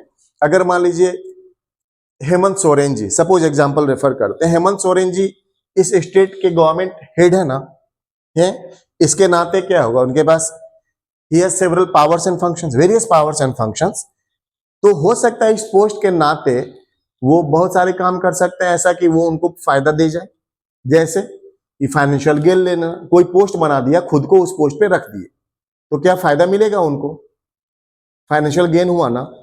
तो एक्चुअली इट्स ए, मैं आपको नटशेल में आप समझाता हूं, it's a position by virtue of which legislative, executive and financial, है ना, फंक्शंस मे बी इन्फ्लुएंस्ड, है ना, so that office of profit के आधार पे हम किसी भी मेंबर को, चाहे वो मेंबर ऑफ पार्लियामेंट हो या फिर स्टेट लेजिस्लेचर हो, उसको डिस्क्वालीफाई कर सकते हैं, ठीक है ना। और ये सारे प्रोविजंस कहां पे बतला देंगे? मेंबर ऑफ पार्लियामेंट के लिए कहां पे? आर्टिकल 102। और वही अगर एमएलए के लिए बात हो, 191, एमएलए हो या फिर एमएलसी हो। समझ पा रहे हैं बात को? तो अब देखिए कि जो डिस्क्वालिफिकेशन वाली बात है, तो डिस्क्वालिफिकेशन ये तो देखा आपने कि अच्छा 10th शेड्यूल के अंदर में जो डिस्क्वालीफाई करते हैं, डिफेक्शन, है ना, डिफेक्शन के आधार पर डिस्क्वालीफाई करता कौन है? Presiding officer. चाहे वो जिस भी हाउस का वो मेंबर रहा है ना, जिस भी हाउस का मेंबर रहा हो, तो वो उसको डिस्क्वालीफाई करता है, चाहे लोकसभा का रहा हो या राज्यसभा का रहा हो या फिर स्टेट के ही अंदर में क्यों ना बात हो। समझ गए? तो 10th शेड्यूल के अंदर का सिग्निफिकेंस, और इन सब के आधार पे डिस्क्वालीफाई होगा तो कौन करेंगे? आर्टिकल 10 के थ्रू अगर डिस्क्वालीफाई होगा तो कौन करेंगे? नहीं, यहाँ पे प्रेसिडेंट या फिर गवर्नर। इसके लिए प्रेसिडेंट या इसके लिए गवर्नर, क्योंकि स्टेट की बात हो जाती है, ठीक है। तो आपको क्या पता है, डिफेक्शन के आधार पे कौन होगा deciding authority regarding disqualification? Presiding officer. And बाकी अदर ग्राउंड्स जो कि अपने पास पार्लियामेंट का भी प्रोविजन है, पार्लियामेंट के भी लॉ के आधार पे भी डिस्क्वालिफिकेशन किया जा सकता है। उस केस में भी डिसाइडिंग अथॉरिटी कौन होगा? प्रेसिडेंट या फिर गवर्नर। समझ गया ना? तो प्रिजाइडिंग ऑफिसर एक ही मैटर पे आ रहा है जब questions regarding disqualification involves defection, है ना। डिफेक्शन क्या होता है समझ गए? एक पार्टी छोड़ के दूसरी पार्टी में ज्वाइन कर लेना। यहां तक क्लियर? कोई दिक्कत? सेशन को समन कौन करना, किसका काम? प्रेसिडेंट का या फिर गवर्नर का। अच्छा, कुछ भी डिस्प्यूट होगा तो कहां पे जाएंगे? स्टेट के अंदर में जाएंगे, स्टेट के अंदर में हाई कोर्ट, और at the top level, apex level, top highest appellate court कौन सा है? Supreme court, apex court, supreme court. समझ गए बात? अब लेके चलते हैं आपको अरुणाचल प्रदेश। तो Arunachal, this is the story है, और अपनी 2000 मतलब गवर्नर के रोल के रिगार्डिंग आई ओपनर चीज आपने सुना होगा, अभी तो बहुत बहुत रेस्ट्रिक्टेड यूज हो गया है प्रेसिडेंट रूल का। इट वाज 90s है ना, 1990s में फ्रीक्वेंटली यूज हो रहा था, है ना। And which was the first state to impose president rule? Punjab was the first state. Clear है ना। अरुणाचल प्रदेश चलते हैं, वहां पे क्या होता है और आप प्रेसिडेंट या गवर्नर कैसे काम करते हैं ये भी देखा आपने। Council of ministers headed by PM या CM to and advise the president और गवर्नर, अलग अलग पोजीशन पे। तो अरुणाचल में क्या होता है कि there was government of INC, Indian National Congress, Nabam Tuki. आपको अपने मेंस आंसर राइटिंग में इतना डिटेल में नहीं जाना है शुरू से, ऐसे नहीं करना है कि पूरी स्टोरी भर दिया काम की चीज खत्म। इसलिए बतला रहे हैं ताकि समझ में आए, है ना। आपको अपने आंसर राइटिंग में पॉलिटिकल पार्टी, पॉलिटिकल पर्सन, इन सब का नाम रेफर नहीं करना, इंडिकेटिव वर्ड देना है। Then government, then government examiner भी समझ लेगा कि क्या बोलना चाह रहा है। देन गवर्नमेंट, आप देन दिस दैट ऐसे करके यूज करिए, इंडिकेटिव वर्ड यूज करिए, नॉट डायरेक्टली से। तो देन गवर्नमेंट थी आईएनसी की और हेडेड बाय सीएम कौन थे? नाबाम टूकी। क्लियर है ना। अब देखिए कि पार्टी के अंदर में, पॉलिटिकल पार्टी के अंदर में लोग डिससेटिस्फाई हो सकते हैं due to various reason. Nabam Tuki ये बोलते थे कि उनके जो हेल्थ मिनिस्टर है ना, they are involving in corruption, है ना। तो हेल्थ मिनिस्टर से वो खुश नहीं थे और हेल्थ मिनिस्टर ने क्या किया, चुपके से अपनी वो बना ली, है ना, एक अलायंस बना ली अंदर ही अंदर अपने ग्रुप के लोगों का। तो जिसके अंदर में ना 21 रेबेल हो गए, है ना। रेबेलियन कितने मेंबर हो गए? 21 रेबेल। और आंध्र प्रदेश के अंदर में सीट कितनी है? आंध्र प्रदेश के अंदर में एसएलए की सीट कितनी है बताइए? आंध्र नहीं, अरुणाचल प्रदेश। आंध्र में तो ज्यादा है, अरुणाचल में कितनी सीट है? 60। क्लियर है ना। तो गवर्नमेंट कितने पे बनेगी? गवर्नमेंट कितने पे बनेगी? एसएलए की सीट 60 है। कितने नंबर? आप 15% थोड़ी नंबर, कितनी स्ट्रेंथ? आप मान लीजिए आईएनसी के लीडर हैं, आपको कितनी सीट लानी पड़ेगी गवर्नमेंट बनाने के लिए? गवर्नमेंट बनाने के लिए कितनी सीट लानी पड़ेगी मिनिमम? आप सीएम कब हो सकते हैं? हम्म हाँ, मान लीजिए अभी नरेंद्र मोदी जी की गवर्नमेंट है, तो इनको मिनिमम कितनी सीट चाहिए होगी गवर्नमेंट बनाने के लिए? Minimum required number of seat कितनी होगी? मतलब लोकसभा के लेवल पे 272। क्यों? क्योंकि हाउस का स्ट्रेंथ है 543। आप मेजोरिटी मोर देन मेजोरिटी लाएंगे ना, उस हाउस का मेजोरिटी लाएंगे ना, और इस हाउस का मेजोरिटी कितने पे हो जाएगा? 31 पे। आधा से ज्यादा लाएंगे ना। आधा कितना? 30। आधा से ज्यादा कितना? 31। समझ गया ना। तो 31 के ले आएंगे तो you can claim for formation of new government. Clear है। अब आपके पास ये पता है कि जब 31 seat minimum required number of strength है, तो आपके पास अगर 21 एमएलए आपके रेबेल हो जा रहे हैं और 21 एमएलए ने दूसरी पॉलिटिकल पार्टी को ज्वाइन कर लिया, तो क्या कह सकते हैं, क्या किया जा सकता है? यहां पे मैं नाम लिख रहा हूं, बीजेपी, ठीक है। और गवर्नमेंट किसकी थी? गवर्नमेंट आईएनसी की थी। तभी समझ में आएगा। तो चूंकि 31 में 21 2/3 से तो ज्यादा हुआ ना, हुआ ना। कर सकते हैं ऐसा, डिस्क्वालीफाई नहीं करेंगे। डिफेक्शन का आपने देखा 10th शेड्यूल के पर्पज से कर सकते हैं। लेकिन अगर जानते हैं इस बात को तो ठीक है, अदरवाइज शायद बतलाया होगा। क्या पार्टी के डिसिप्लिन के अगेंस्ट जो ना भी डिस्क्वालिफिकेशन होता है, डिफेक्शन होता है? There are several provisions under 10th schedule, पढ़ा होगा आपने, बतलाया है। 10th शेड्यूल के अंदर में पार्टी के डिसिप्लिनरी नॉर्म्स, पार्टी के मीटिंग से बाहर होना, पार्टी के जो गाइडलाइंस है उनको अवॉइड करना, या फिर इनडिसिप्लिनरी एक्शंस करना भी डिफेक्शन का प्रोसेस होगा, डिफेक्शन हो जाएगा। तो हो रहा है ना। ये सारे मेंबर्स ऐसे थे क्या कि इन्होंने अपनी ही गवर्नमेंट के अगेंस्ट बोलना शुरू कर दिया कि मेरी गवर्नमेंट चोर है ना, ऐसा करके गवर्नमेंट की मीटिंग से बाहर रहने लगे ये लोग। तो क्या पार्टी डिसिप्लिन को वायलेट नहीं कर रहे हैं वो लोग? अगर पार्टी डिसिप्लिन को वायलेट कर रहे हैं तो there must be defection process involve in this, है ना। और डिफेक्शन के बेसिस पे डिसाइड कौन करेंगे? Presiding officer. और प्रिसाइडिंग ऑफिसर कब करेंगे डिसाइड? जब हाउस सेशन में होगा तब ना। और सेशन को समन करने का पावर किसके पास? सेंटर, स्टेट पे, गवर्नर के पास। समझ गए सारी चीज। अब आते हैं, this is the story of November. November चल रहा है और जो सेशन को समन करने का पावर गवर्नर स्टेट के लिए बात कर रहे हैं, गवर्नर अरुणाचल स्टेट के लिए बात कर रहे हैं, गवर्नर करेंगे, लेकिन किसके एडवाइस पे करेंगे? वो council of ministers headed by CM के एडवाइस पे करेंगे। So this was the case of November. और पार्टी के अंदर में क्या चल रहा था समझ गया ना? अगर 21 और बीजेपी के पास कितने एमएलए? 11, 21 इधर से हो गए, 2 इंडिपेंडेंट हो गए, जोड़ लीजिए कितने हो गए? 34 गवर्नमेंट बनाने के लिए एनफ है ना? तो this was the internal story की करना क्या था, ठीक है। लेकिन और फ्लोर टेस्ट कहां पे होगा? जो मेजोरिटी प्रूफ करनी होगी कहां पे होगी?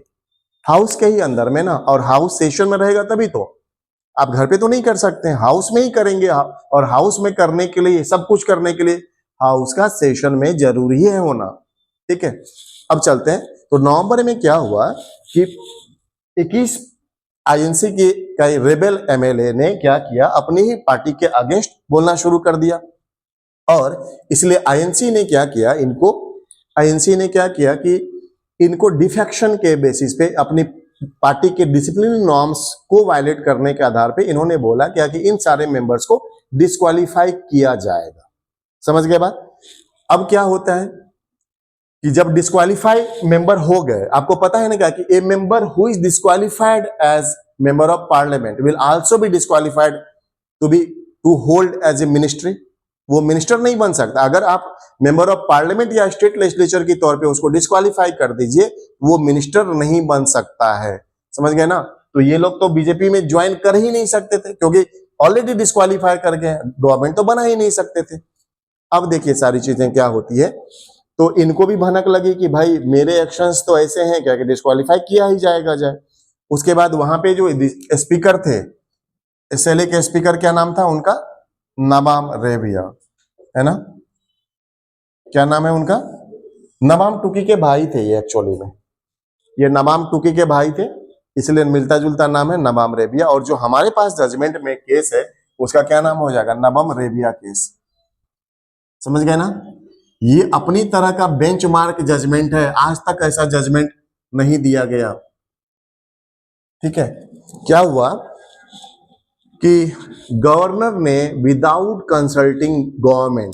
Consulting council of ministers headed by CM session को समॉन कर लिया। बात चल रही है नवंबर की, सेशन को समॉन कर लिया दिसंबर में, है ना? 16 दिसंबर को सेशन समॉन हुआ था, बिना कंसल्ट किए हुए सेशन को समॉन कर लिया। अब इन लोगों की प्लानिंग समझ ही रहे, ये इधर से आते, इधर फ्लो टेस्ट करवाते, गवर्नमेंट डिसमिस, नई गवर्नमेंट बनती। लेकिन जैसे ही ये लोग आए इधर, तो प्री एम्प्टिव मतलब पहले से इनके ऊपर में डिस्क्वालिफिकेशन प्रोसेस ले आया गया। समझ गए? डिस्क्वालीफाई कर दिया गया ना, कि पार्टी के अगेंस्ट जा रहे हैं ये। अब जैसे ही सिटिंग शुरू होती है, ये सारे मेंबर्स क्या करेंगे? मतलब ये इनको तो जाना तय है ना, फ्लोर टेस्ट तो इनको करना नहीं था। जैसे ही मीटिंग शुरू हुई, ये सारे मेंबर्स मिल करके क्या करते हैं कि जो नबम रेबिया है ना, जो कि प्रिजाइडिंग ऑफिसर है, उनके ही ऊपर में रिमूवल प्रोसेस ले आते हैं, रिमूवल रेजोल्यूशन ले आते हैं। रिमूवल रेजोल्यूशन समझते हैं? उनको हटाने का प्रक्रिया। अब थोड़ा कॉम्प्लेक्स हो गया ना, कि मतलब जो डिफेक्शन के आधार पे डिसाइड करने वाले कौन? Presiding officer. उन्हीं को हटाने के लिए ले आए, रिजोल्यूशन ले आए। तो अब मैटर ये उठता है, क्या एक ऐसा प्रिजाइडिंग ऑफिसर जिसके ऊपर में रिमूवल रेजोल्यूशन चल रहा हो, क्या disqualification due to defection decide कर सकता है? नहीं कर सकता। समझ गए ना कितने चालाक थे ये लोग? तो यानी कि नबम रेबिया जो कि डिसाइड करते हैं इनके डिफेक्शन प्रोसेस को, डिफेक्शन को due to 10th schedule, applicability of 10th schedule, और स्पेसिफिक क्या हो जाएगा? पार्टी के गाइडलाइंस को वायलेट करना। तो शुरुआत में ही at the very first hour ये लोग उन्हीं के ऊपर में रिमूवल रेजोल्यूशन ले आते हैं, है ना? अब खत्म हो गई मैटर, कहानी खत्म। और उसके बाद क्या हुआ कि रिमूवल रेजोल्यूशन ले आए, और उसके बाद ये जो है सबके सब एमएलए मिल करके फ्लोर टेस्ट करवाया। फ्लोर टेस्ट में नबाम टुकी की government majority, due to lack of majority, government खत्म हो गई और नई गवर्नमेंट बनी। किसके कोalition में? भारतीय जनता पार्टी के कोalition के साथ। क्लियर हो गया? अब नबाम टुकी चूंकि सीएम थे, तो इन्होंने क्या कर दिया, केस किया गुवाहाटी हाई कोर्ट। अरुणाचल प्रदेश का जुरिडिक्शन कौन से कोर्ट के अंदर में? Guwahati high court. समझ पा रहे हैं कि गुवाहाटी, क्योंकि अभी उनके अंदर में है। तो अब गुवाहाटी हाई कोर्ट का जजमेंट ये आता है कि इसमें गलत क्या है, ठीक है, कर दिया, है ना। इन्होंने बोला था क्या कि गवर्नर, एक्चुअली शुरुआत कहां से हुई बात की, गवर्नर अगर सेशन को समॉन करते और गवर्नमेंट से पूछ के करते तो गवर्नमेंट सेशन को समॉन नहीं करती ना, अभी तो नहीं करती। जनवरी में होना था, शेड्यूल कब था?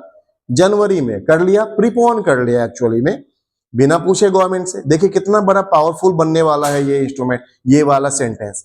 तो गुवाहाटी हाई कोर्ट ने बोला क्या कि ठीक है, गवर्नमेंट का एक्शन, मतलब ये जो नई गवर्नमेंट रिकॉग्नाइज हुई है, कॉन्स्टिट्यूशनली वैलिड है। समझ गए, कोई दिक्कत इन्होंने नहीं हाईलाइट, इन्होंने नहीं बतलाया। वापस चले जाते हैं, इन्होंने गुवाहाटी हाई कोर्ट के जजमेंट को चैलेंज कर दिया सुप्रीम कोर्ट के अंदर में, और सुप्रीम कोर्ट का जजमेंट आता है, सुनिए। दो जजमेंट, दो अपने आई ओपनिंग चीज है। पहला क्या कि article 174 provides power to the governor to summon the session of house, बस बट मतलब ये अपना प्रोविजंस है। और इसके बैकड्रॉप में हम लोग क्या देखते हैं, whether this is absolute power of government governor और this power should be exercise in consultation with the government, consultation with the government. तो इसका क्या ये हुआ था? ये तो नहीं हुआ था, गवर्नर ने तो खुद से ही प्रीपोन कर लिया। So this was clear violation of article 174। पहला इन्होंने बतलाया सुप्रीम कोर्ट ने। दूसरा ये बोला कि जिस गवर्नर, जिस प्रिजाइडिंग ऑफिसर के अंदर के ऊपर रिमूवल रेजोल्यूशन आया हुआ है, वो disqualification due to defection decide नहीं कर सकता है। समझ गए, यहां तो सही थे ये बात। तो ये दो चीज निकल के आया। तो हम लोगों के लिए वो चीज होगा ना, गवर्नर का रोल को हाईलाइट करने में नमाम रेबिया केस अपना जो लेटेस्ट डेवलपमेंट है वो यही है। समझ में आया या नहीं आया? एक तो ये। दूसरा ये है कि प्रेसिडेंट रूल के अंदर में गवर्नर का रोल देखा आपने, प्रेसिडेंट रूल कैसे इम्पोज, जैसे हम लोग चलते हैं SR Bommai case. SR Bommai में आपने सुना होगा, कर्नाटक के सीएम थे जब ये, तो इनकी भी गवर्नमेंट को डिसमिस कर दिया गया है ना, आर्टिकल 356 यूज करके। और इसीलिए एसआर बोमई केस में जब आता है ना, तो आर्टिकल 356 ही यूज होता। आपने सरकारिया कमीशन का नाम सुना था उस दिन, सेंट्रल स्टेट रिलेशन में बतलाए थे ना आपको। सरकारिया कमीशन ने भी क्या आर्टिकल 356 के बारे में कुछ बोला? क्या बोला है? तोड़ फोड़ के ही बतलाइए, तोड़ फोड़ के बतलाइए ना। नहीं, थोड़ा सा बढ़िया में चंचल बतलाइए। हाँ हाँ, ये चीज हम मान सकते हैं थोड़ी देर के लिए। टर्म यूज किया था, स्पेरिंगली यूज्ड, है ना, should be used as last resort. अब कोई विकल्प नहीं बचा हमारे पास, यानी कि काफी सूझबूझ के साथ, मतलब अब हमारे पास कोई उपाय नहीं बचा, तभी जाकर के आर्टिकल 356 यूज करी। और यहाँ पे क्या हो रहा है कि फ्रीक्वेंट यूज अब नहीं होता है, लेकिन फ्रीक्वेंट यूज होता था 90s के अंदर में। तो that's why SR Bommai case is the guidelines, है ना, रिगार्डिंग यूज ऑफ आर्टिकल 356। इन्होंने बोला कि गवर्नर को ना, गवर्नर का सब्जेक्टिव असेसमेंट नहीं चलेगा, है ना, जो कॉन्स्टिट्यूशनल प्रोविजन है उसके हिसाब से देखना पड़ेगा। यहां पे भी तो गवर्नर ने सब्जेक्टिव असेसमेंट ही किया अपने प्रोविजंस को, जो कि आर्टिकल 174 के अंदर में दिया गया था, ठीक है। और अभी उसका नवम रेविया केस का तो जजमेंट फाइनली आपको बतला ही नहीं। सुप्रीम कोर्ट ने, मतलब unique of its kind in India, पहली बार इंडिया के अंदर में ऐसा हो रहा था, जो कि गवर्नमेंट जा चुकी थी, खत्म हो गई थी, वापस रीस्टोर करवाया सिर्फ आर्टिकल 174 के बेसिस पे। तो ये देखा आपने, मतलब कि सुप्रीम कोर्ट की ताकत और कॉन्स्टिट्यूशनल प्रोविजन की ताकत।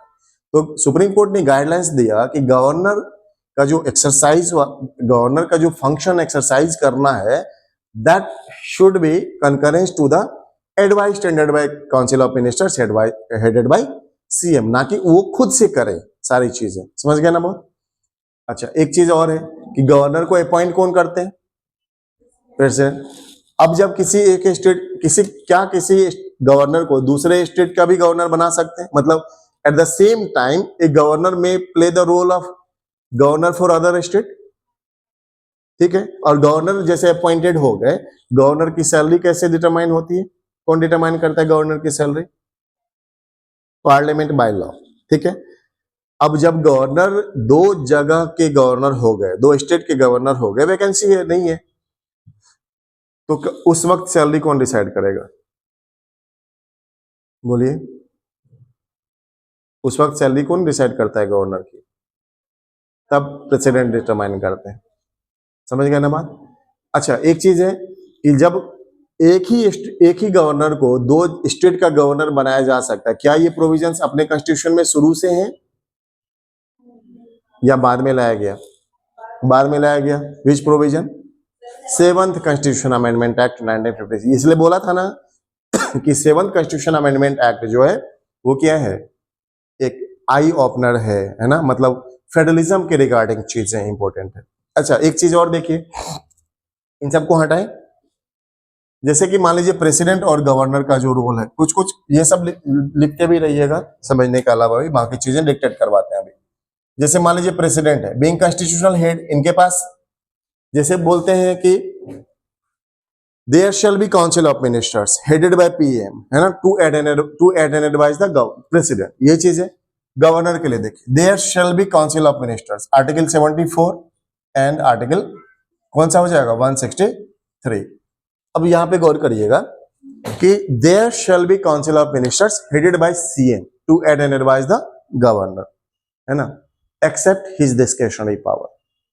बाद वाले पे गौर किए, वापस बोलता हूं, there shall be council of ministers headed by PM to aid and advise the president. यहीं पे चुप। आगे, there shall be council of ministers headed by CM to aid and advise the governor except his discretionary power. यानी कि constitution में किसको discretionary power दिया गया? गवर्नर को दिया गया, प्रेसिडेंट को नहीं दिया गया। तो यहां पे भी गौर करिएगा ये चीज, यानी प्रेसिडेंट जो है वो एंजॉय करते हैं डिस्क्रिशनरी पावर। कौन सा डिस्क्रिशनरी पावर है वो? उसको बोलते हैं सिचुएशनल डिस्क्रिशनरी पावर। समझते हैं डिस्क्रिशनरी पावर? समझते हैं ना? मान लीजिए पहले से कुछ भी क्लियर नहीं है, and by virtue of using his wisdom intelligentsia, governor president जब वो पावर अपना एक्सरसाइज करते हैं, जैसे while there was assassination of Indira Gandhi, जब उनकी हत्या हो गई थी, तो उस केस में राजीव गांधी जी का कोई पॉलिटिकल बैकग्राउंड नहीं था, तो उन्होंने राजीव गांधी जी को अपॉइंट किया as a PM of India, यानी जैल सिंह थे तभी। समझ गए ना बात? तो वो अपनी डिस्क्रिशनरी पावर का यूज करके कर सकते हैं, चाहे हाउस को डिसॉल्व करा दें या फिर न्यू गवर्नमेंट को रिकॉग्नाइज करें। तो उन्होंने अपॉइंट कराया। तो सच टाइप ऑफ, जैसे मान लीजिए कि in case of lack of majority क्या होता है, हाउस इज डिसमिस्ड, है ना, प्रेसिडेंट जो, sorry, in case of lack of majority, तो जो हेड ऑफ गवर्नमेंट है, चाहे पीएम या फिर सीएम, वो रिकमेंड करते हैं प्रेसिडेंट को टू डिसॉल्व द हाउस, या फिर गवर्नर को टू डिसॉल्व द हाउस। क्या गवर्नर ऐसा करेंगे ही करेंगे या प्रेसिडेंट ऐसा करेंगे ही करेंगे?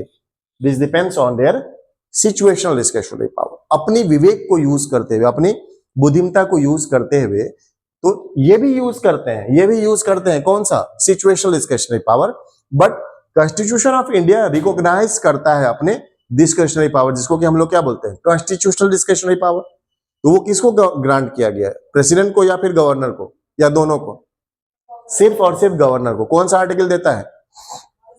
163 ही देता है। और इवन और इंटरेस्टिंग सुनिए, if any question arises whether this falls under discretionary power of governor और नॉट, तो कौन है डिसाइडिंग अथॉरिटी? डिसाइड करने वाले कौन है कि ये गवर्नर का डिस्क्रिशनरी पावर है कि नहीं है? गवर्नर खुद ही है। कौन है?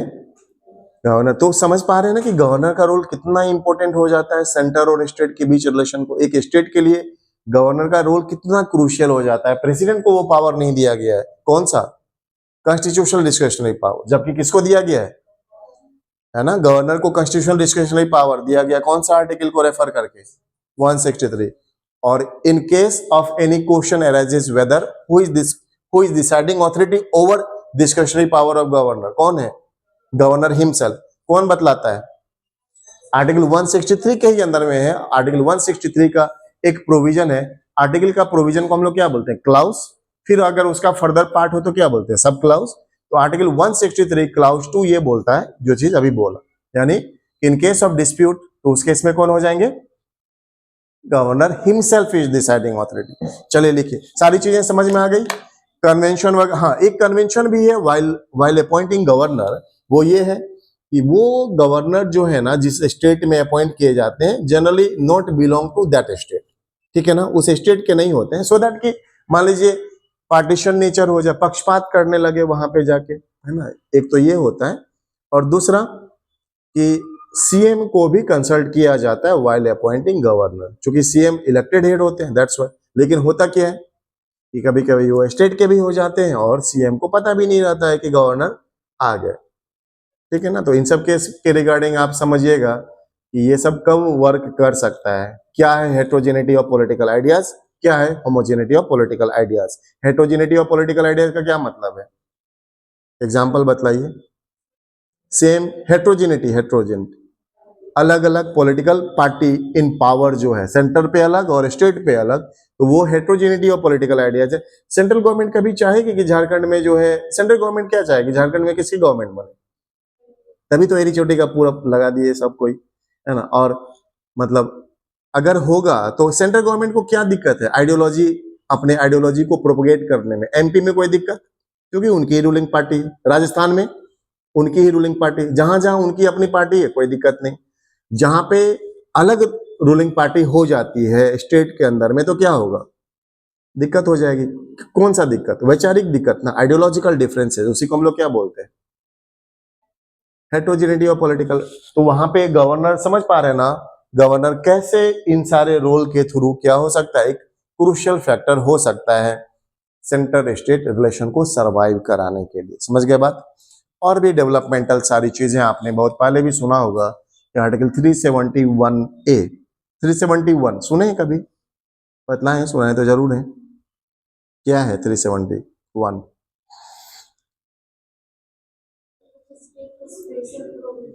स्पेशल प्रोविजन दिया गया 371 के अंदर में, कौन से वो कुछ स्टेट है, एंड गुजरात, समझ गए ना। देखिए महाराष्ट्र एंड गुजरात के लिए स्पेशल प्रोविजन कौन से आर्टिकल 371 के अंदर में, है ना। आपने बोला कि अपने पास पार्ट 21 ऑफ द कॉन्स्टिट्यूशन है, there is prescription for special responsibility, special provision few states, है ना, पार्ट 21 के अंदर में दिया गया। आर्टिकल 371 अभी एग्जिस्टिंग है, 371 के अंदर में किसको, कौन सा दो स्टेट है, महाराष्ट्र गुजरात। तो आपने सुना होगा विदर्भा के फार्मर्स के बारे में, सुना कभी न्यूज में, किस लिए न्यूज में रहते हैं, हाँ फार्मर सुसाइड को लेकर के। और भी कोई रीजन वहां पे महाराष्ट्र के अंदर में, मराठवाड़ा, सुना है नाम, मराठवाड़ा में भी फार्मर सुसाइड के केसेस है। फार्मर सुसाइड का केस इधर भी है, गुजरात का वो देख रहे हैं आप, सदर्न वाला, सदर्न गुजरात देख पा रहे हैं, काठियावाड़ पेनिनसुला देख पा रहे हैं ना, वो सौराष्ट्र रीजन है, ठीक है ना। कौन सा रीजन है वो, सौराष्ट्र रीजन। सौराष्ट्र रीजन जब भी बात करेंगे तो ये भी क्या हो जाएगा, backward region in that state, most backward region in Gujarat, Saurashtra हो गया, जो कि कौन सा पार्ट है, कौन सा डायरेक्शन वाइज कौन सा है, सदर्न गुजरात, समझ पा रहे हैं ना। सो मतलब जो कि backward, most backward district of ये है, most backward district of the state Maharashtra and Gujarat, है ना। जैसे कि मान लीजिए, जैसे महाराष्ट्र के अंदर में विदर्भा है, मराठवाड़ा है, तो इन सब के रिगार्डिंग ना गवर्नर को स्पेशल रिस्पॉन्सिबिलिटीज दी गई कि आप इन स्टेट के अंदर में जो बैकवर्ड जगह है उसके लिए सेपरेट डेवलपमेंट बोर्ड बना के एडमिनिस्ट्रेशन करिए। तो किसको दी गई वो रिस्पॉन्सिबिलिटी, गवर्नर को दी गई। तो स्पेशल रिस्पॉन्सिबिलिटी भी असाइन किया जाता है गवर्नर को, ठीक है ना। तो ये सारी चीजें लिखिए, टॉपिक दे दीजिए, governor, governor part 6, part 6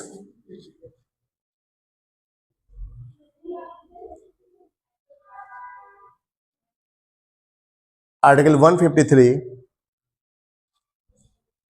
to 167 governor के बारे में जो बात कर रहे हैं। ऐसे जो स्टेट का है पार्ट 6 के अंदर में, जैसे पार्ट 5 है ना, ये टोटल पार्ट 6 आपको कहां से कहां तक, आर्टिकल 152 से लेकर के 236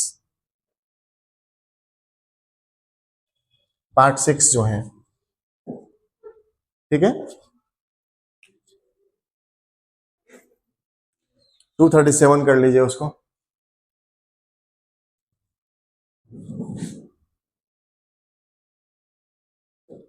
ये मतलब इस पार्ट 6 में द स्टेट के नाम से, तो स्टेट के अंदर में स्टेट का लेजिस्लेचर भी होता है, एग्जीक्यूटिव भी होगा, और एग्जीक्यूटिव के अंदर में गवर्नर होते हैं पहले। तो गवर्नर के बारे में कहां से कहां तक आपने क्या लिखा, 153 से लेकर के 167। ये जो है ना आपका, ये पूरा का पूरा पार्ट 6 का है ना। जैसे 152 है डेफिनेशन ऑफ स्टेट, तो गवर्नर का तो नहीं है ना ये रोल, वो स्टेट का डेफिनेशन है। क्लियर है? तो ये चीज होगी। और स्पेसिफिकली गवर्नर के बारे में प्रोविजंस कहां से कहां तक है, पार्ट 6 के अंदर में आर्टिकल 153 से लेकर के 167 तक, ठीक है, जो कि सिर्फ गवर्नर के बारे में मेंशन है वहां पे। तो आगे लिख लीजिए आर्टिकल 153 में क्या है उसको।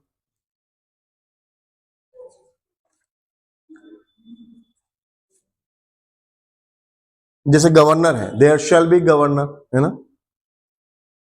स्टेट पीसीएस में थोड़े इस टाइप के क्वेश्चंस भी रहते हैं जो ज्यादा फैक्चुअल टाइप है, बाकी एक्सप्लेनेटरी तो होता ही है, क्योंकि फाउंडेशन है तो हर कुछ देखना होगा।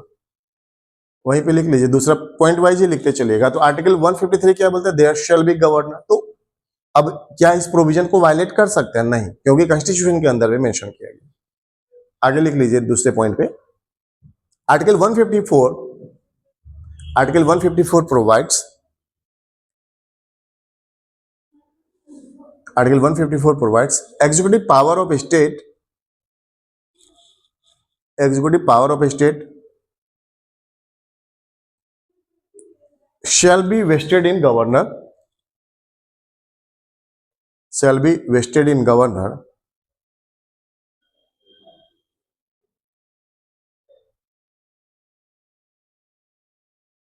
and shall be exercised by him,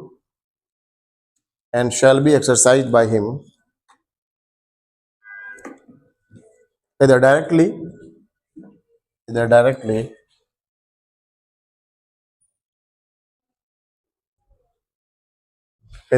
or through officers subordinate to him, or either directly or through officers subordinate to him। समझ गए ना? देखिए, कॉन्स्टिट्यूशन ऑफ इंडिया प्रेसिडेंट को या फिर गवर्नर को कितना पावर देके रखता है। चाहे तो वो दोनों ही कॉन्स्टिट्यूशनल हेड या तो डायरेक्ट भी एडमिनिस्ट्रेशन कर सकते हैं, या फिर अपने सबऑर्डिनेट के भी थ्रू कर सकते हैं, in accordance to the constitution. लिख लीजिए, उसमें कंटिन्यू करिएगा, in accordance to the constitution, either directly or through officers subordinate to him। Subordinate समझते हैं ना, जो इनके नीचे हैं, in accordance to the constitution. कहीं भी ऐसा नहीं कि एब्सोल्यूट पावर के लिए बोल दिया गया। अगर यहीं पे छोड़ देते, क्या बोला कि संविधान के हिसाब से, तो संविधान में भी ये भी तो है, आर्टिकल 163 भी तो है कि council of ministers headed by CM, है ना। तो ये प्रोविजंस अभी हम लोग लिख रहे हैं, आगे लिख लीजिए,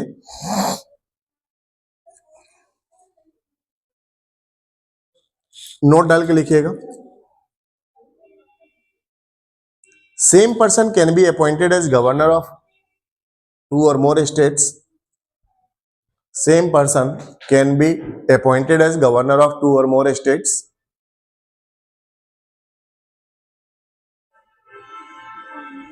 Same person can be appointed as governor of 2 or more state।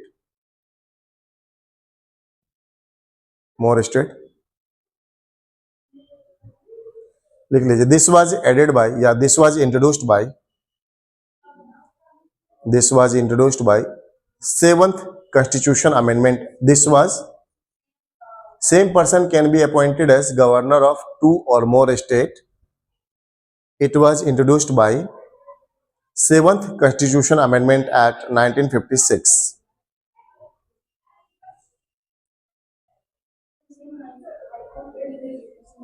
Same provision, इसलिए बोला था कि वो फेडरलिज्म के ना, फेडरेशन के रिगार्डिंग या फिर इंडियन फेडरलिज्म के रिगार्डिंग 7th अमेंडमेंट का इंपॉर्टेंस है ना। जब भी सेंट्रल स्टेट रिलेशन की बात होगी तो देख रहे ना, 7th अमेंडमेंट रोल प्ले करता है।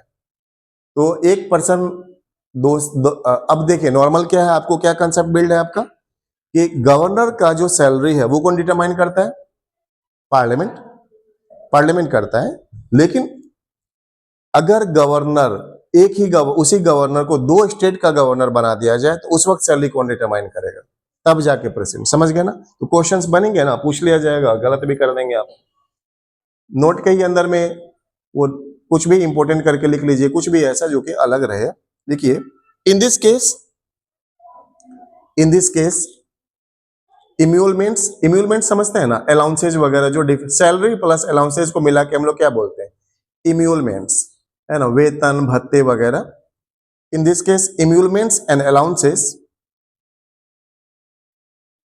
emoluments, EMOLUMENTS, emoluments and allowances payable to him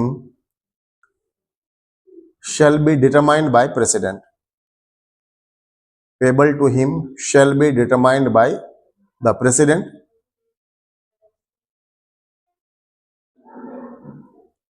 based on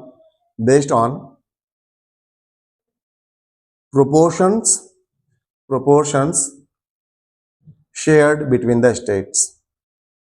Based on proportion, जिस अनुपात समानुपात में बटे, based on proportion shared between the states. वहीं पे लिख लीजिए कुछ भी और थोड़ा सा मतलब वो पॉइंट बना के कि अदरवाइज गवर्नर का सैलरी कौन डिटरमाइन करता है, ये बात को लिख लीजिए, क्योंकि एक साथ पढ़ेंगे तो ध्यान रहेगा।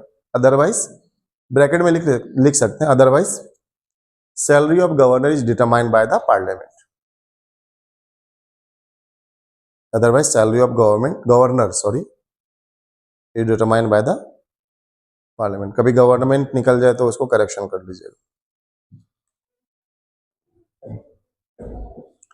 अच्छा, जब गवर्नर के रोल को हम लोगों ने इतना एनालाइज किया तो क्या गवर्नर को ये बोला जा सकता है कि governor constitutional head in the state है? मानते हैं इस बात को? मानते हैं ना? क्या ये भी बोला जा सकता है कि गवर्नर जो है representative of central government in the state की भी तौर पे कभी कभी काम करने लगते हैं? जब ये सब पावर एक्सरसाइज करने लगे, वो बिल को बेवजह रिजर्व करने लगे प्रेसिडेंट के लिए। रिजर्व करेंगे किसके डायरेक्शन पे कर रहे हैं? वो सेंटर के डायरेक्शन पे कर रहे हैं ना, तो उस वक्त उनको क्या ये बोलना सही रहेगा कि वो constitutional head in the state का रोल प्ले कर रहे हैं? इस वक्त जब वो रिजर्व कर बिल को स्टेट के भले के लिए रिजर्व करें तो माने एक बात, है ना, स्टेट के वेलफेयर के लिए करें तो माने, या फिर कॉन्स्टिट्यूशन को प्रोटेक्ट करने के लिए करें तो माने, लेकिन वो जब सेंटर के डायरेक्शन पे बिल को रिजर्व करने लगे तो क्या बोलेंगे? क्या वो constitutional head in the state का रोल प्ले कर रहे हैं या एजेंट ऑफ सेंट्रल गवर्नमेंट का रोल प्ले कर रहे हैं? एजेंट थोड़ा डेरोगेटरी वर्ड है ना, थोड़ा सा डेमोक्रेटिक वे में उसको हम लोग क्या बोलते हैं? Representative of central government in the state. Word को यूज करना भी चैलेंज होता है पॉलिटी में, है ना, तो ऐसा मत करिएगा। बताया था ना एक बार कि गवर्नर के लिए क्वेश्चन आया था, puppet in the hands of central government, तो गवर्नर ने एक बस लेटर इशू हुआ और बदले में बीपीएससी को माफी मांगना पड़ा और क्वेश्चन को डिलीट करना पड़ा। समझ गए कि कॉन्स्टिट्यूशनल हेड है, उनके खिलाफ ऐसे कैसे कोई बोल सकता है, भले जिस भी टाइप का रोल प्ले कर रहे हैं। तो ये हम क्लब कर सकते हैं 2 ब्रॉड हेडिंग में उनके फंक्शंस को। आगे लिख लीजिए, टॉपिक दे दीजिए appointment of governor. Appointment of governor कुछ ऐसा जो समझ में नहीं आया? अपॉइंटमेंट ऑफ गवर्नर इसमें लिखिए appointed by the president. Point wise ही लिखते चलिएगा। Appointed by president, by warrant, उसके लिए जो वर्ड यूज किया गया है वारंट ही बोलते हैं। By warrant under his hand and seal, उस पर साइन रहता है क्या कि आपको इस जगह का ज्वाइन कर गवर्नर बनाया जाता है, नियुक्त किया जाता है। By warrant under his hand and seal, हाथ से लिख के देते हैं साइन वगैरह करके। By warrant WARRANT under his hand and seal, stamp लगा के देते हैं, इसीलिए SEAL वो स्टाम्प होती है ना, प्रेसिडेंट का मुहर लगा होता है ना। पॉइंट वाइज लिखिएगा। Usual term of governor is of 5 years। Usual term of governor is of 5 years। अच्छा, एक बात बतलाइए कि दोनों ही कॉन्स्टिट्यूशनल हेड इन द मतलब रिस्पेक्टिव पोजीशन पे हैं, तो क्या प्रेसिडेंट का नॉर्मल टर्म कितना है? 5 साल। क्या इनको हटा सकते हैं? कैसे, किस प्रोसेस से हटा सकते हैं? इम्पीचमेंट प्रोसेस से। क्या यानी कि क्या बोल सकते हैं कि इनके टर्म को प्रोटेक्ट किया गया है कॉन्स्टिट्यूशन में? प्रोटेक्ट किया गया है ना, इनके टर्म को प्रोटेक्ट किया गया है। क्योंकि क्योंकि इनको सिर्फ उसी तरीके से हटाया जा सकता है जो कि कॉन्स्टिट्यूशन में मेंशन है, ठीक है ना, और कोई दूसरा तरीका नहीं हटा सकता। क्या गवर्नर का टर्म प्रोटेक्टेड है? नहीं ना। तो जिस भी पोर्शन पे अगर ऐसा है कि there term is not protected, उसके लिए हम लोग क्या टर्म यूज करते हैं? Depends on pleasure of the president. कहने का क्या मतलब है कि प्रेसिडेंट के कृपा पात्र हैं, अभी हैं, अगर अभी उनको बोल दिया गया ऊपर से कि हटा दीजिए तो हटा देंगे, क्योंकि there is no any protection of their term. तो फ्लॉज है ना ये। अगर मान लीजिए आप ही गवर्नर है, आप जो है परेशान हो गए हैं कि भाई कितना बिल रिजर्व करें, है ना, आपके लिए, प्रेसिडेंट के लिए। प्रेसिडेंट एक्सरसाइज करेंगे, और प्रेसिडेंट कैसे एक्सरसाइज करते हैं?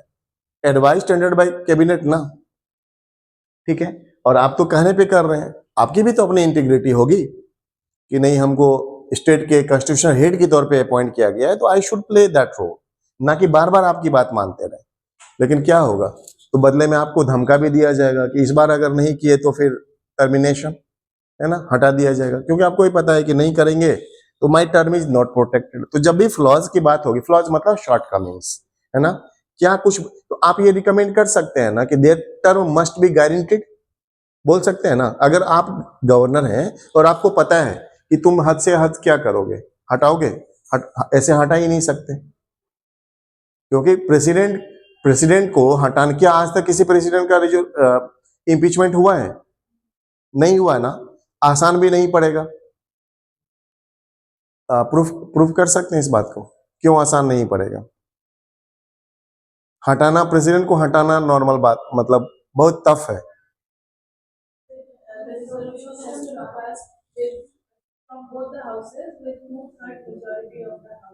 टू थर्ड, हाँ, two third majority of the house है, special majority of two third of each house, separately pass होना पड़ेगा, है ना, और भी चीजें हैं, है ना।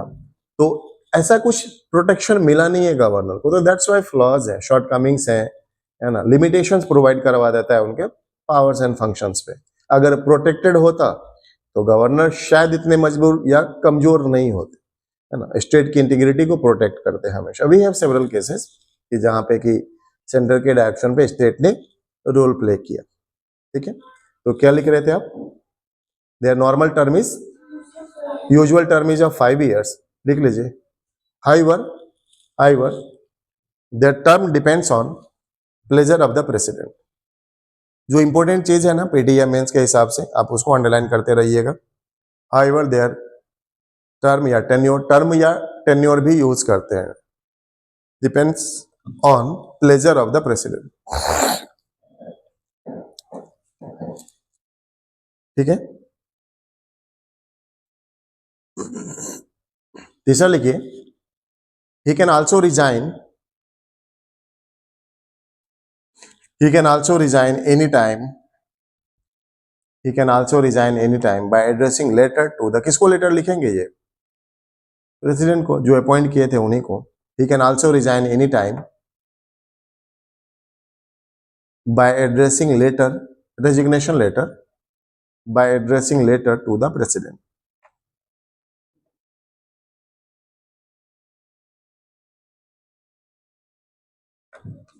तो जहां पे अपॉइंटमेंट लिखा था ना, आपने अपॉइंटमेंट टॉपिक दिया था ना, तो अपॉइंटमेंट ऑफ गवर्नर कौन से कॉन्स्टिट्यूशन के किस प्रोविजन में मेंशन किया गया? आर्टिकल 155। तो वहीं पे ब्रैकेट में लिख लीजिए आर्टिकल 155, जहां अपॉइंटमेंट लिखा था आपने टॉपिक के तौर, article 155।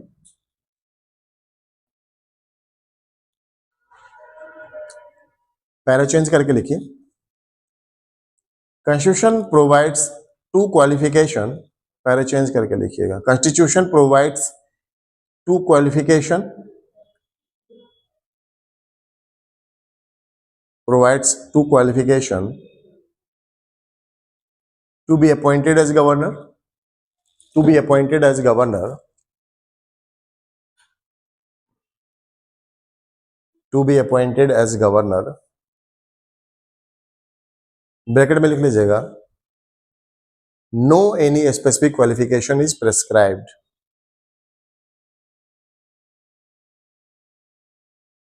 No any specific qualification. अच्छा, दो टर्म है अपने पास, चलिए इसको लिख लीजिए फिर पूछता हूं। No any specific qualification is prescribed. दो टर्म है अपने पास, एक है डिस्क्राइब और एक है प्रेस्क्राइब। क्या डिफरेंस है दोनों में बताइए? दिस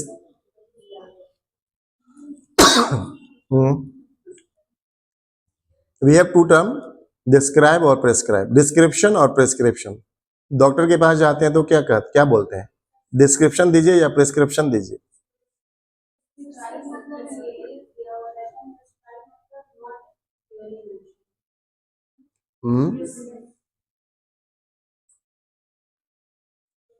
प्रिस्क्रिप्शन में स्पेसिफिक मेंशन रहता है, प्रिस्क्रिप्शन में, प्रिस्क्राइब में रहता है, उल्टा बोला आपने। डिस्क्राइब में बस सिंपली डिस्क्राइब रहता है। जैसे मान लीजिए इफ एनीवन हैज हेडेक, तो डिस्क्राइब है, डिस्क्राइब कर दिया कि इधर दर्द हो रहा है, उधर दर्द हो रहा है। प्रिस्क्राइब जब भी करेंगे तो विथ मेडिसिन, समझ गए, सॉल्यूशन भी दिया जाता है। ठीक है, आगे लिखिए उसमें। तो अपॉइंटमेंट वाले टर्म को कौन से आर्टिकल में दिया गया? 155। और ये जो क्वालिफिकेशन मैटर है, ये कौन से प्रोविजन में मैटर ये है आपका? और कॉन्स्टिट्यूशनल प्रोविजन भी लिख लीजिए, ब्रैकेट में लिख लीजिएगा आर्टिकल 157। ये सारी चीजें कहां पे मेंशन की गई है? आर्टिकल 157 में। यानी कि गवर्नर के क्वालिफिकेशन को कौन से प्रोविजन में मेंशन किया गया? आर्टिकल 157। क्या कुछ स्पेसिफिक क्वालिफिकेशन है? नहीं है। समझते हैं कैसे? पहला लिख लीजिए, इसके अंदर में क्या बोला गया? Should be citizen of India. तो भारत का नागरिक होना कौन सा स्पेसिफिक क्वालिफिकेशन? उसी के अंदर में पॉइंट वाइज लिख लीजिए। दो क्वालिफिकेशन है ना, तो एक क्वालिफिकेशन में क्या लिखिए? Should be citizen of India, और दूसरा should completed age of 35 years, 35 वर्ष पूरी कर चुका हूं। चलिए, एक हिंदी वालों के लिए क्वेश्चन, आयु और उम्र में अंतर बतलाइए। आप जितने भी उम्र के हों, आप क्या बोलेंगे? आप जितने भी एज के हों, आप क्या बोलेंगे? आपकी आयु इतनी है या आपकी उम्र उतनी? उम्र उतनी है। आयु का मतलब, आयु क्यों नहीं बोले? हाँ, मतलब कि वो पूरा लाइफ स्पेन बतलाता है। जैसे कि कोई अगर 72 साल में किसी की डेथ हो जाती है तो उसकी आयु कितनी है? 72 ईयर्स की। और अगर कोई 72 साल का है तो उसकी उम्र कितनी है? 72 साल। आयु हो सकता है अभी और है बाकी, समझे ना? तो ये डिफरेंस। आगे लिखिए। तो कॉन्स्टिट्यूशन के अंदर में दो क्वालिफिकेशन कितना दिया गया? दो क्वालिफिकेशन, एक एज रिलेटेड और दूसरा सिटीजनशिप रिलेटेड। पहले चेंज करके उसी में लिखिए, however two conventions are also followed, however two conventions are also followed। Convention समझते हैं ना? कोई प्रिस्क्राइब नहीं है, कोई रूल रेगुलेशन नहीं है, बट परंपरागत तरीके से ऐसा होता चला आ रहा है। Two conventions are also followed. पहला लिख लीजिए, governor should be outsider. Governor should be outsider, point wise ही लिखिएगा, बेटर रहता है। गवर्नर शुड बी आउटसाइडर मतलब उस स्टेट से बिलोंग नहीं करना चाहिए। दूसरा लिखिए, president should consult CM of that state. President should consult CM of that state while appointing governor। President should consult CM, Chief Minister of that state, Chief Minister of that state while appointing governor in the state। उस state में जब governor का appointment हो रहा हो ना president के द्वारा, तो प्रेसिडेंट को एक कन्वेंशन बोला गया कि आप ऐसा कर लिया करिए परंपरागत तरीके से, है ना? लेकिन बहुत बार क्या होता है, नहीं करते हैं, वायलेशन होता है। चीफ मिनिस्टर को पता भी नहीं होता है और गवर्नर जो है अपॉइंटेड हो भी जाता है, ऑफिस भी ज्वाइन कर लिया उन्होंने। ऐसा होता है जनरली। और किस जगह पे होगा ऐसा? जहां पे कि रूलिंग पार्टी अलग अलग होगी, यही चीज है ना। तो एक ये हो गया। अगला टॉपिक दे दीजिए, constitutional condition for the governor. Constitutional condition for the governor.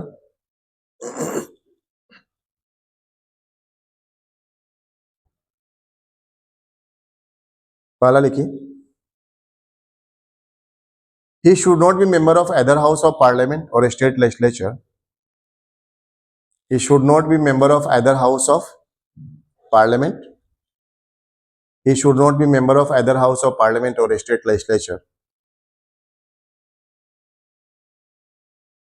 अगर हैं तो उनको उस हाउस से क्या करना पड़ेगा, रिजाइन करना पड़ेगा, तभी जाके गवर्नर बन पाएंगे, अदरवाइज नहीं। He should not be member of either house of parliament or state legislature. दूसरा लिखिए, should not hold any office of profit. Office of profit समझ पा रहे हैं ना? should not hold any office of profit, है ना?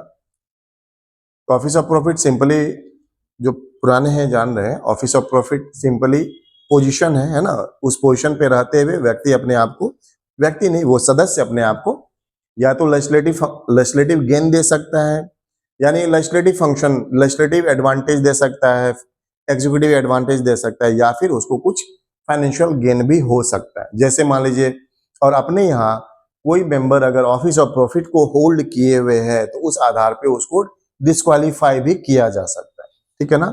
सिंपल सा। तो ये हो गया, should not hold any office of profit. तीसरा लिखिए,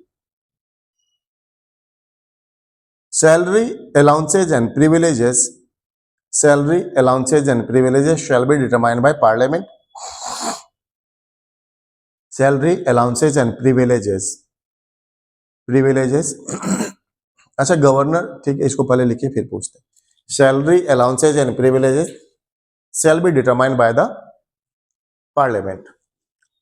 समझ गए ना? तो पीछे जो आपने लिखा था उस वक्त भी ये वाला पॉइंट्स क्लियर करवाया था कि अगर सेम पर्सन को, है ना, या फिर आप ये भी कर सकते हैं, यहाँ पे भी सेम पॉइंट पैरा चेंज करिए और सेम पर्सन लिख करके डॉट डॉट दे करके उस समय में डिटरमाइन बाय कौन करेंगे? डिटरमाइन।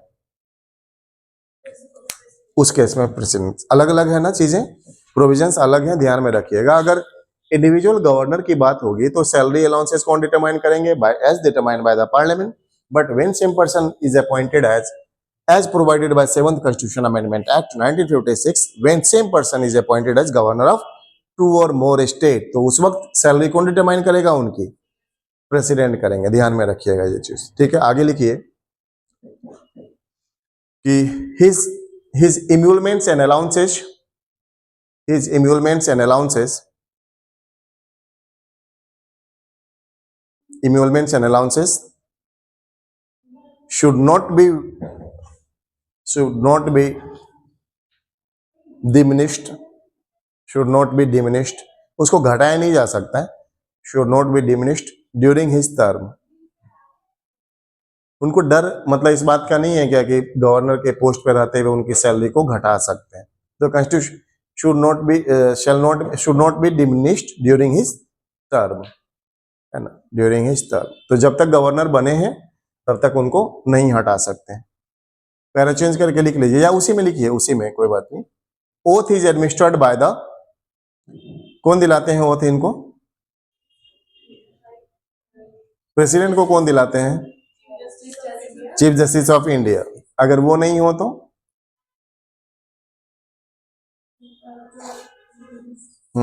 सीनियर मोस्ट जज, है ना, ठीक है। और इनको कौन दिलाएंगे? High court. वो नहीं होंगे तो सीनियर मोस्ट जज ऑफ दैट हाई कोर्ट, वही ना, सेम चीज है, लिख लीजिए आगे। Oath is administered by the chief justice of that high court. Oath, OATH, oath is administered by, इनको शपथ जो दिलाते हैं, oath is administered by chief justice of that high court. अपने इंडिया में कितने हाई कोर्ट हैं अभी?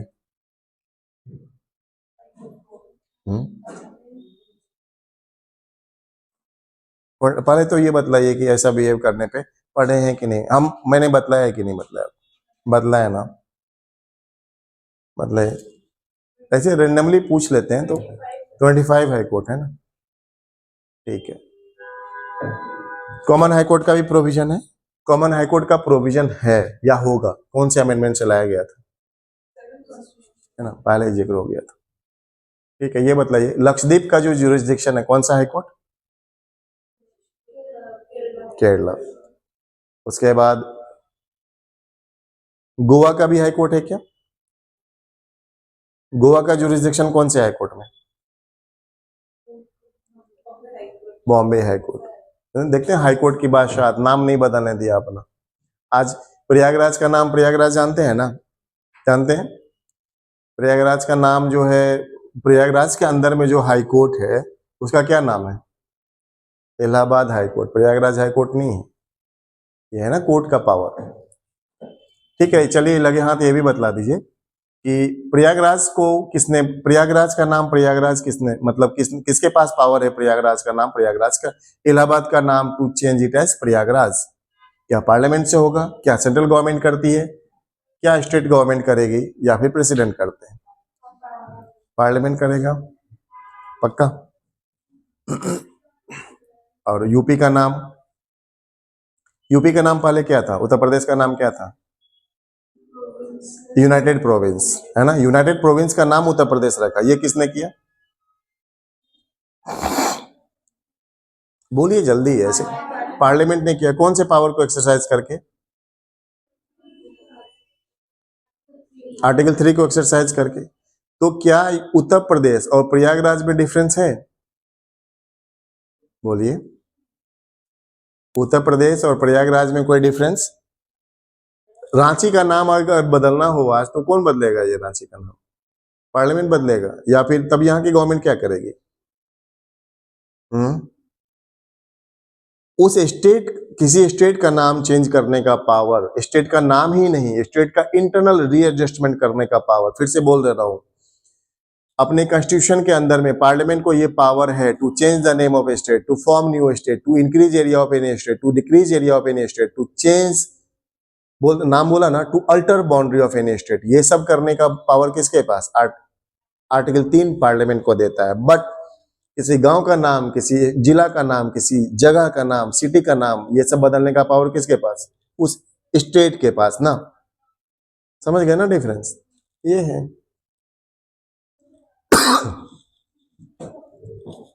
आगे लिखिए, टॉपिक दे दीजिए पावर्स एंड फंक्शंस। ओथ जो है गवर्नर कौन से आर्टिकल को यूज करके करते हैं, ओथ जहां पे लिखा ना ब्रैकेट में लिख लीजिए 159, ये इसमें क्लियर हो गया ना, कौन दिलाते हैं उनको, chief justice of that high court, अगर वो ना रहे तो in his absence senior most जज ऑफ दैट हाई कोर्ट। ये भी लिखवाए थे या नहीं लिखे, लिखाए थे, मतलब oath is administered by senior chief justice of that high court and in his absence, in his absence कौन दिलाएंगे, सीनियर मोस्ट जज जो होते हैं वो दिलाएंगे, in his absence administered by senior most जज। अच्छा, ऑर्डर ऑफ प्रेसिडेंस समझते हैं, ऑर्डर ऑफ प्रेसिडेंस समझते हैं, वरीयता क्रम जिसको बोलते हैं। तो ऑर्डर ऑफ प्रेसिडेंस में टॉप पोजीशन पे कौन है, प्रेसिडेंट है, प्रोटोकॉल वाइज, है ना, प्रेसिडेंट हो गया, दूसरे नंबर पे जिनको कि फर्स्ट सिटीजन ऑफ इंडिया भी बोलते हैं, उसके बाद वाइस प्रेसिडेंट जो कि सेकंड सिटीजन ऑफ इंडिया भी है, उसके बाद प्राइम मिनिस्टर हो गए, उसके बाद नहीं अभी नहीं, उसके बाद नहीं, अभी तो बहुत समय, अभी यही चौथे नंबर पे कौन है, गवर्नर। तो ये भी पॉइंट कहीं पे लिख लीजिए, इसको कहीं पे लिख लीजिएगा, या वहीं पे जहां पे लिख रहे हैं वहीं नोट डाल के लिख लीजिए, नोट डाल के लिखिएगा इन, या टॉपिक अगर लिख लिया हो तो कहीं पे भी आप लिख लीजिए मेंशन करके, नोट डाल के, क्योंकि अभी दिमाग में आया तो पूछ लिया आपसे। एक्चुअली क्या है कि मैं आपको थोड़ा सा इसके बारे में, जैसे पहले नंबर पे जो पहला नंबर है ना, फर्स्ट पे प्रेसिडेंट, दूसरे पे वाइस प्रेसिडेंट, ये ऑर्डर ऑफ प्रेसिडेंस है, पीएम तीसरे नंबर पे, चौथे नंबर पे गवर्नर इन दैट स्टेट, उस स्टेट की बात होगी, पांचवें नंबर पे फॉर्मर प्रेसिडेंट, पांचवें नंबर पे एक पैरेलल कैटेगरी बनाई गई, उसका नाम पैरेलल कैटेगरी है, भारत रत्न होल्डर। देखते हैं ऑर्डर ऑफ प्रेसिडेंस वाइज। अगर मान लीजिए 6 कुर्सी लगी है तो ये बैठेंगे, पहले 5 तो बैठ गए, उसके बाद ये बैठ जाएंगे, है ना। और 6th नंबर पे कौन हो जाते हैं? CGI and Lok Sabha speaker.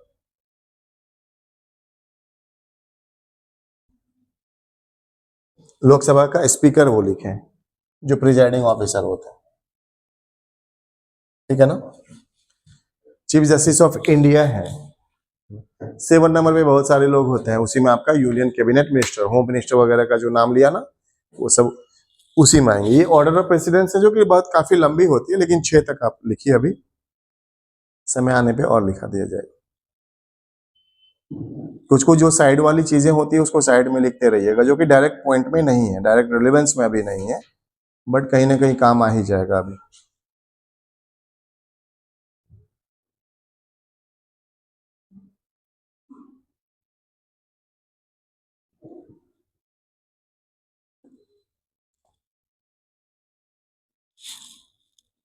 Five ए हो गया भारत रत्न होल्डर, 6 हो गया chief justice of India and Lok Sabha speaker.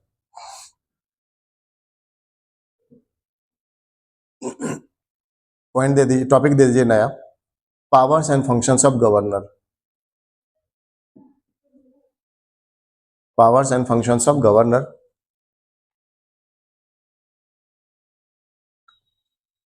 इसमें लिखिए, being constitutional head in the state, being constitutional head in the state. Introductory type में जो चीजें लिखवाते हैं ना आपको, तो मेंस के आंसर राइटिंग प्रैक्टिस में भी आप ऐसा ही करेंगे। Being executive head in the state, क्या लिखे, being constitutional head in the state, Constitution of India, being constitutional head in the state, Constitution of India provides various legislative, executive, constitutional head in the state. Constitution of India provides various legislative, executive, financial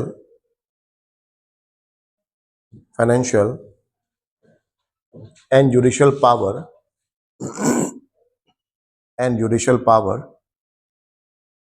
to the governor,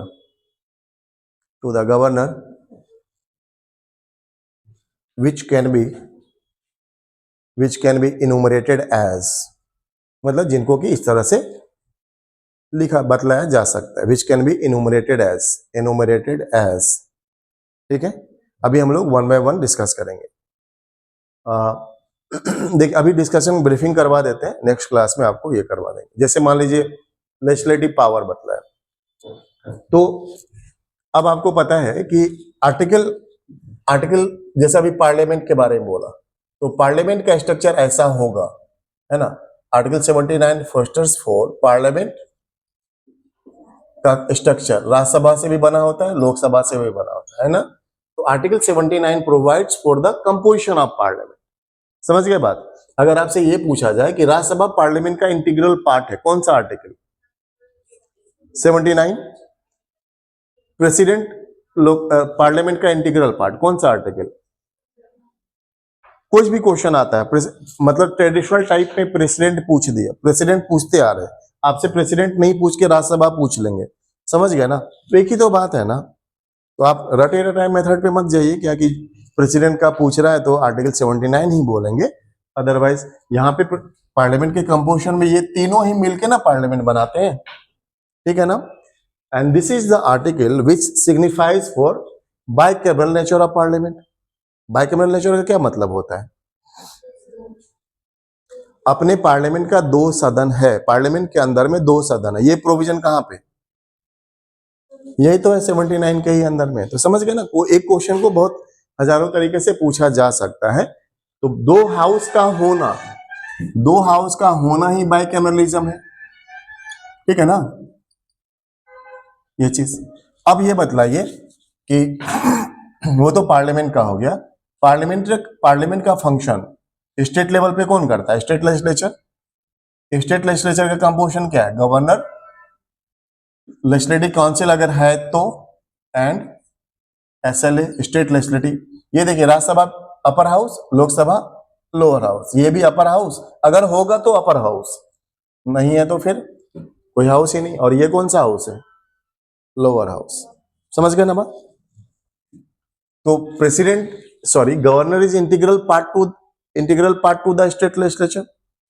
अब ये article कौन सा article मतलब है ना, जो normal provision 89 वाला बतलाए हैं, अप्लाई कर दीजिए, बहुत सारे जगह पे फिट बैठ जाएगा कि अच्छा ये बतलाइए, अगर मैं स्टेटमेंट देता हूं आपको, article 168 provides for the state as unicameral nature, सही है गलत है? Article 168 provides for state as unicameral nature, सही है ना? आर्टिकल 168 के ही अंदर में दूसरा स्टेटमेंट देता हूं। Article 168 says that all state in India are bicameral in nature, ये गलत हो गया ना? Article 168 provides for the composition of state legislature. समझ में आया? तो कुछ भी है तो वो ध्यान में रखिएगा, ये स्टेट लेजिस्लेचर का कंपोजिशन कौन सा आर्टिकल? 168, कहीं पे साइड में लिख लीजिएगा, उसी को रेफर करते हुए, क्योंकि अभी हम लोग नहीं पढ़ रहे, स्टेट लेजिस्लेचर के बारे में अभी नहीं पढ़ेंगे। अच्छा थोड़ा सा पढ़ लेते हैं, काम आएगा अभी। राज्यसभा के बारे में जानते हैं ना? राज्यसभा का इलेक्शन कैसा होता है? कौन करते हैं राज्यसभा के मेंबर को इलेक्ट? बोलिए।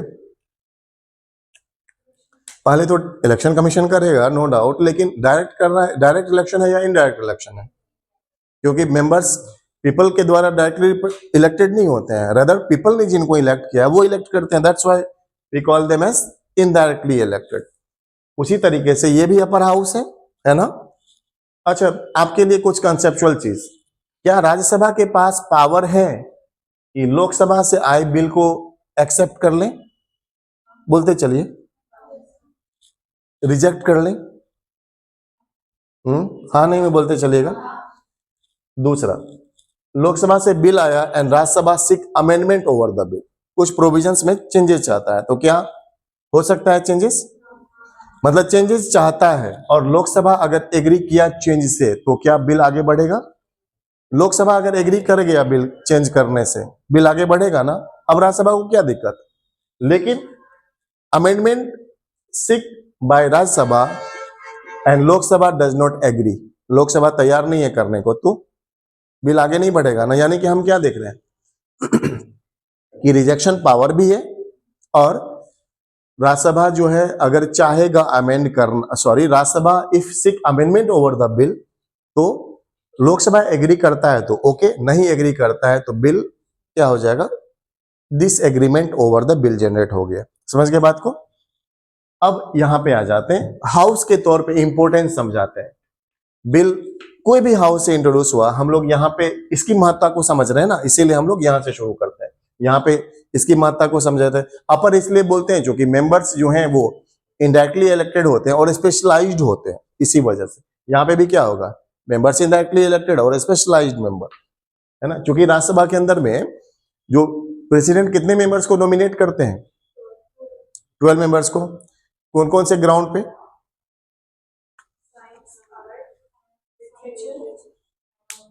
एंड सोशल सर्विस, 4 ग्राउंड पे करते हैं। ये सारी बातें कहां पे बतला दी गई? आर्टिकल 80 के अंदर में, ठीक है ना? लोकसभा के अंदर में भी गवर्नर को नॉमिनेट करने का पावर है, ठीक है ना? चलिए अभी ध्यान में रखिएगा, तो गवर्नर नॉमिनेट करते हैं, यहां पे भी कर रहे हैं, तो स्पेशलाइजेशन आएगा ना? यहाँ पे 4-5 ग्राउंड पे करते हैं, वहां पे देखा था ना आपने। और यहाँ पे जो 5वां, 4 तो उधर से हो ही गए, और 5वां ग्राउंड क्या हो जाएगा? Cooperative movement. समझ गए? कोऑपरेटिव मूवमेंट के भी बेसिस पे, कोऑपरेटिव सोसाइटी के भी बेसिस पे गवर्नर को पावर है to nominate the members of legislative council, है ना? यहाँ पे जो राज्यसभा में इलेक्शन होता है from the members of state legislative assembly, ठीक है ना? मेंबर्स कहां से चुन के जाते हैं? स्टेट लेजिस्लेटिव असेंबली के से, पॉपुलेशन के बेसिस पे सीट दी गई है और हर 2 साल में राज्यसभा में 1/3 मेंबर वो रिटायर करते हैं, है ना, ये चीज है। अब यहाँ पे आइएगा, यहाँ पे भी मेंबर्स का क्या है, इनडायरेक्टली इलेक्शन।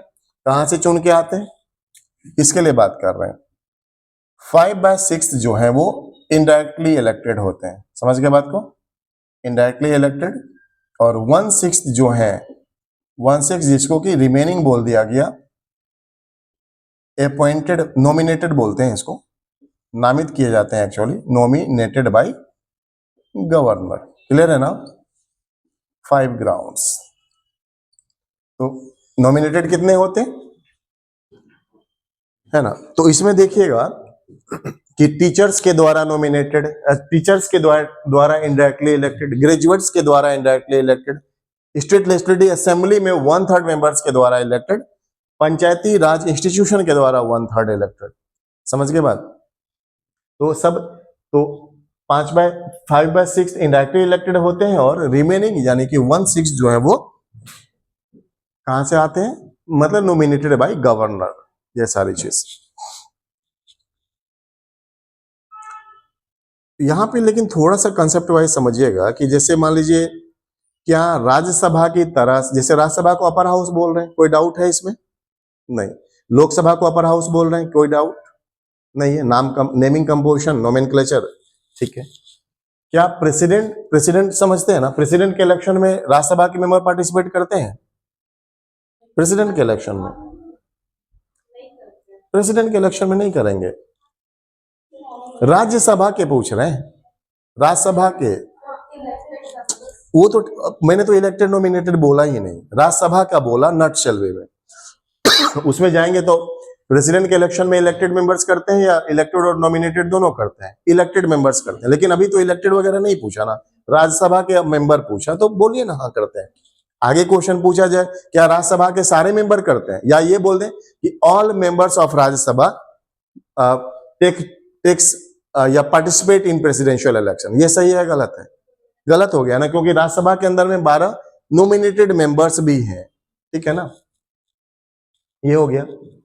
तो क्या लेजिस्लेटिव काउंसिल के मेंबर और प्रेसिडेंट के इलेक्शन में, अच्छा प्रेसिडेंट के इलेक्शन में ये पार्टिसिपेट करते हैं, ये एसएलए करते हैं ना, स्टेट लेजिस्लेटिव असेंबली के मेंबर करते हैं, इलेक्टेड मेंबर्स, क्या ये करते हैं, लेजिस्लेटिव काउंसिल के मेंबर नहीं करते हैं। तो ऑल्दो अपर हाउस ये भी है, अपर हाउस ये भी है स्टेट के अंदर में, बट ये प्रेसिडेंट के इलेक्शन में पार्ट लेते हैं, ये नहीं लेते हैं, एक डिफरेंस ये हो गया। दूसरा है कि राज्यसभा का जो चेयरमैन होगा, राज्यसभा का जो प्रिजाइडिंग ऑफिसर होगा, क्या उस हाउस से बिलोंग करता है, नहीं करता ना, लेकिन लेजिस्लेटिव काउंसिल का जो चेयरमैन होगा उस हाउस से बिलोंग करता है, ये डिफरेंस हो गया। अगला है डिफरेंस कि जैसे बिल यहां से आया, समझिएगा, लिखाएंगे बहुत बार, मेरी क्लास में खासियत है कि बस कंसेप्ट समझ आइएगा, लिखाने का जब समय आएगा लिखा देंगे। तो जहां यहां से बिल आया, यहां पे गया, इसके पास क्या क्या ऑप्शंस हो सकता है, अमेंड, मतलब एसेंट दे देना, यानी एग्री कर गया तो ठीक है, बिल ओके। अगर रिजेक्ट कर दिया तो रिजेक्ट, क्या पहले तो बात ये होगी कि क्या रिजेक्शन पावर है इसके पास, बोलिए, बीइंग सेकंड हाउस जिस स्टेट के अंदर में है, क्या रिजेक्शन पावर एंजॉय करता है लेजिस्लेटिव काउंसिल, करता है। कंडीशन इज दैट रिजेक्ट कर दिया, but if same bill is sent by SLA, तो the bill is deemed to be pass from legislative. एक होता है पास करना, एक होता है पास मान लेना, अलग है या एक ही है, अलग अलग है ना, रिजल्ट लेकिन क्या है, रिजल्ट सेम है। तो यहां पे क्या हो गया कि वापस बोलता हूं, if a bill is pass from SLA sent to LC and LC agrees over the bill, तो बिल पास होके इसके पास चला गया, गवर्नर के पास। Bill sent by SLA to the LC and LC disagrees, यानी LC rejects the bill, reject कर दिया। Again the same bill is sent by SLA, तो bill is deemed to be passed from LC. अगर दोबारा वही bill भेज दिया जाता है इसके द्वारा, तो बिल पास नहीं, बिल को पास मान लिया जाता है, समझे ना बात को। लेकिन क्वेश्चन क्या है, क्या रिजेक्शन पावर है, थियोरेटिकली वी हैव, एक तो ये हो गया। अब हम लोग देखते हैं कि अमेंडमेंट का पावर क्या है। क्या राज्यसभा ये एसएलए के द्वारा भेजे गए बिल को ये अमेंड कर सकता है?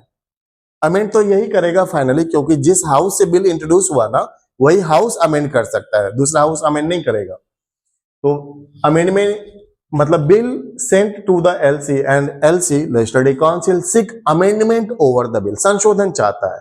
और इस संशोधन को के लिए इसके पास दोनों ही चीजें, यस भी हो सकता है, नो भी हो सकता है। अगर एसएलए ने बोला कि ठीक है हम संशोधन कर देते हैं, चेंजेस कर देते हैं, तो ओके।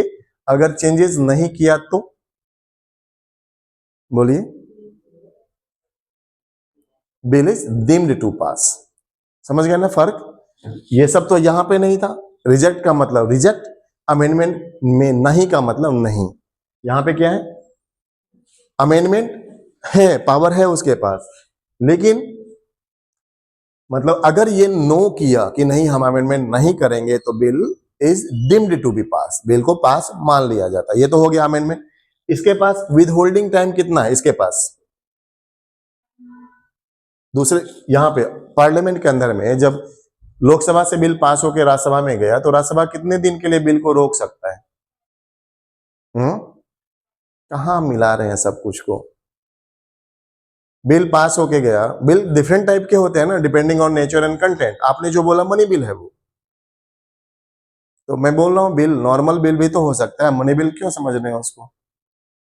विद होल्डिंग टाइम कुछ मेंशन किया गया है, या अगर आप परफेक्ट बतलाना चाहते हैं तो बतलाइए ऐसे, क्या कि मनी बिल के केस में विद होल्डिंग टाइम 14 डेज है, बाकी अदर केस में with holding time not defined है, मेंशन नहीं किया गया। समझ गए बात?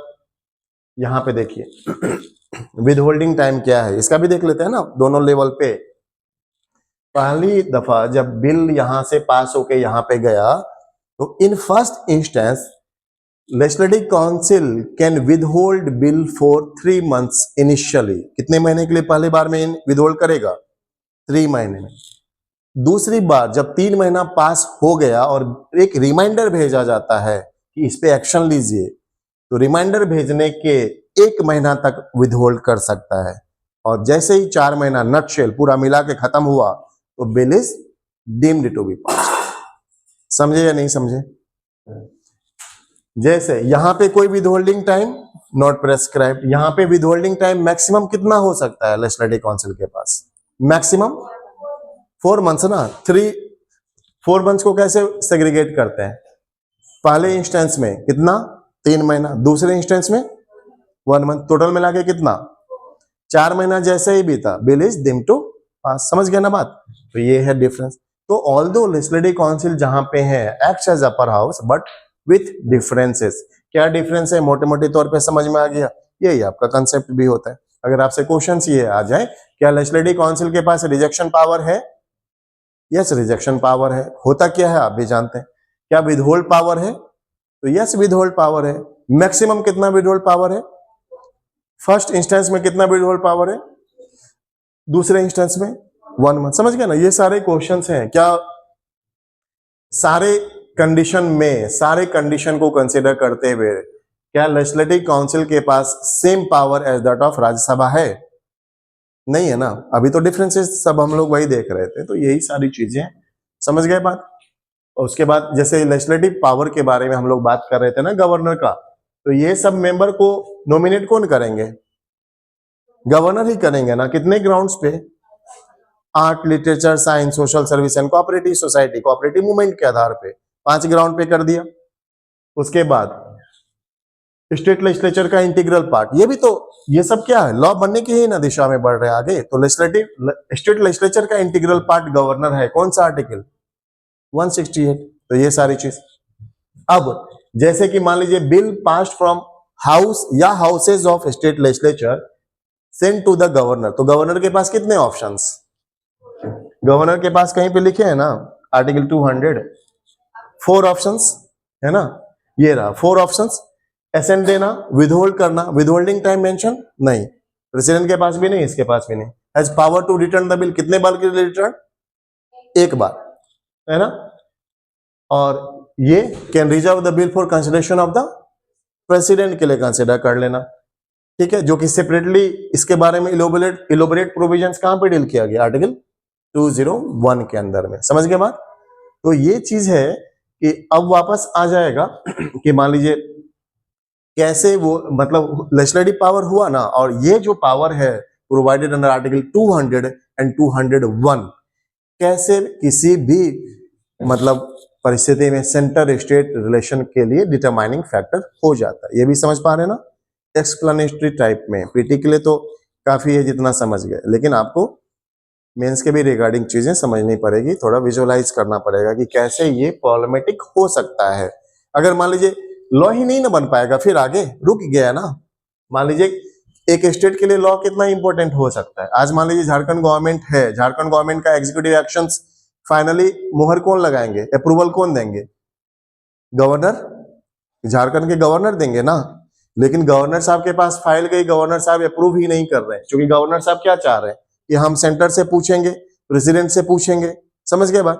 तो होना क्या चाहिए था कि being constitutional head of Jharkhand in the state, governor should fulfil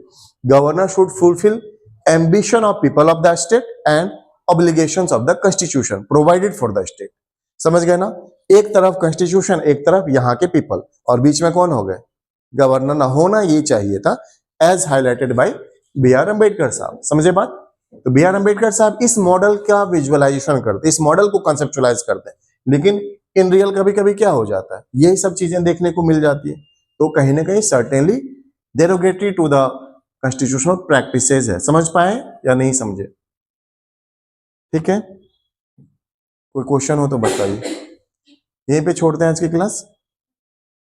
तो लेजिस्लेटिव पावर्स के अंदर में बाकी लिखवा देंगे। तो जैसे ये सारी चीज हो गए, और ठीक है, और तो कुछ है नहीं। बाकी लेजिस्लेटिव काउंसिल का कैसे, इसको पढ़ाएंगे जब स्टेट लेजिस्लेचर पढ़ाएंगे ना, तो पढ़ाएंगे। 6 स्टेट अपने पास है। वैसे मोटे मोटे तौर पे बता ही दिया है आपको कि क्या है।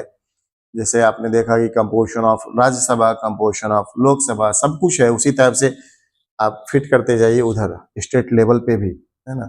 ये सब में क्या है, आर्टिकल 170 इसका कंपोजिशन, 171 इसका कंपोजिशन, यही सब है चीज। ठीक है, बाकी मिलते हैं बात। That's all for today. For more such video, stay tuned with GS Nexus.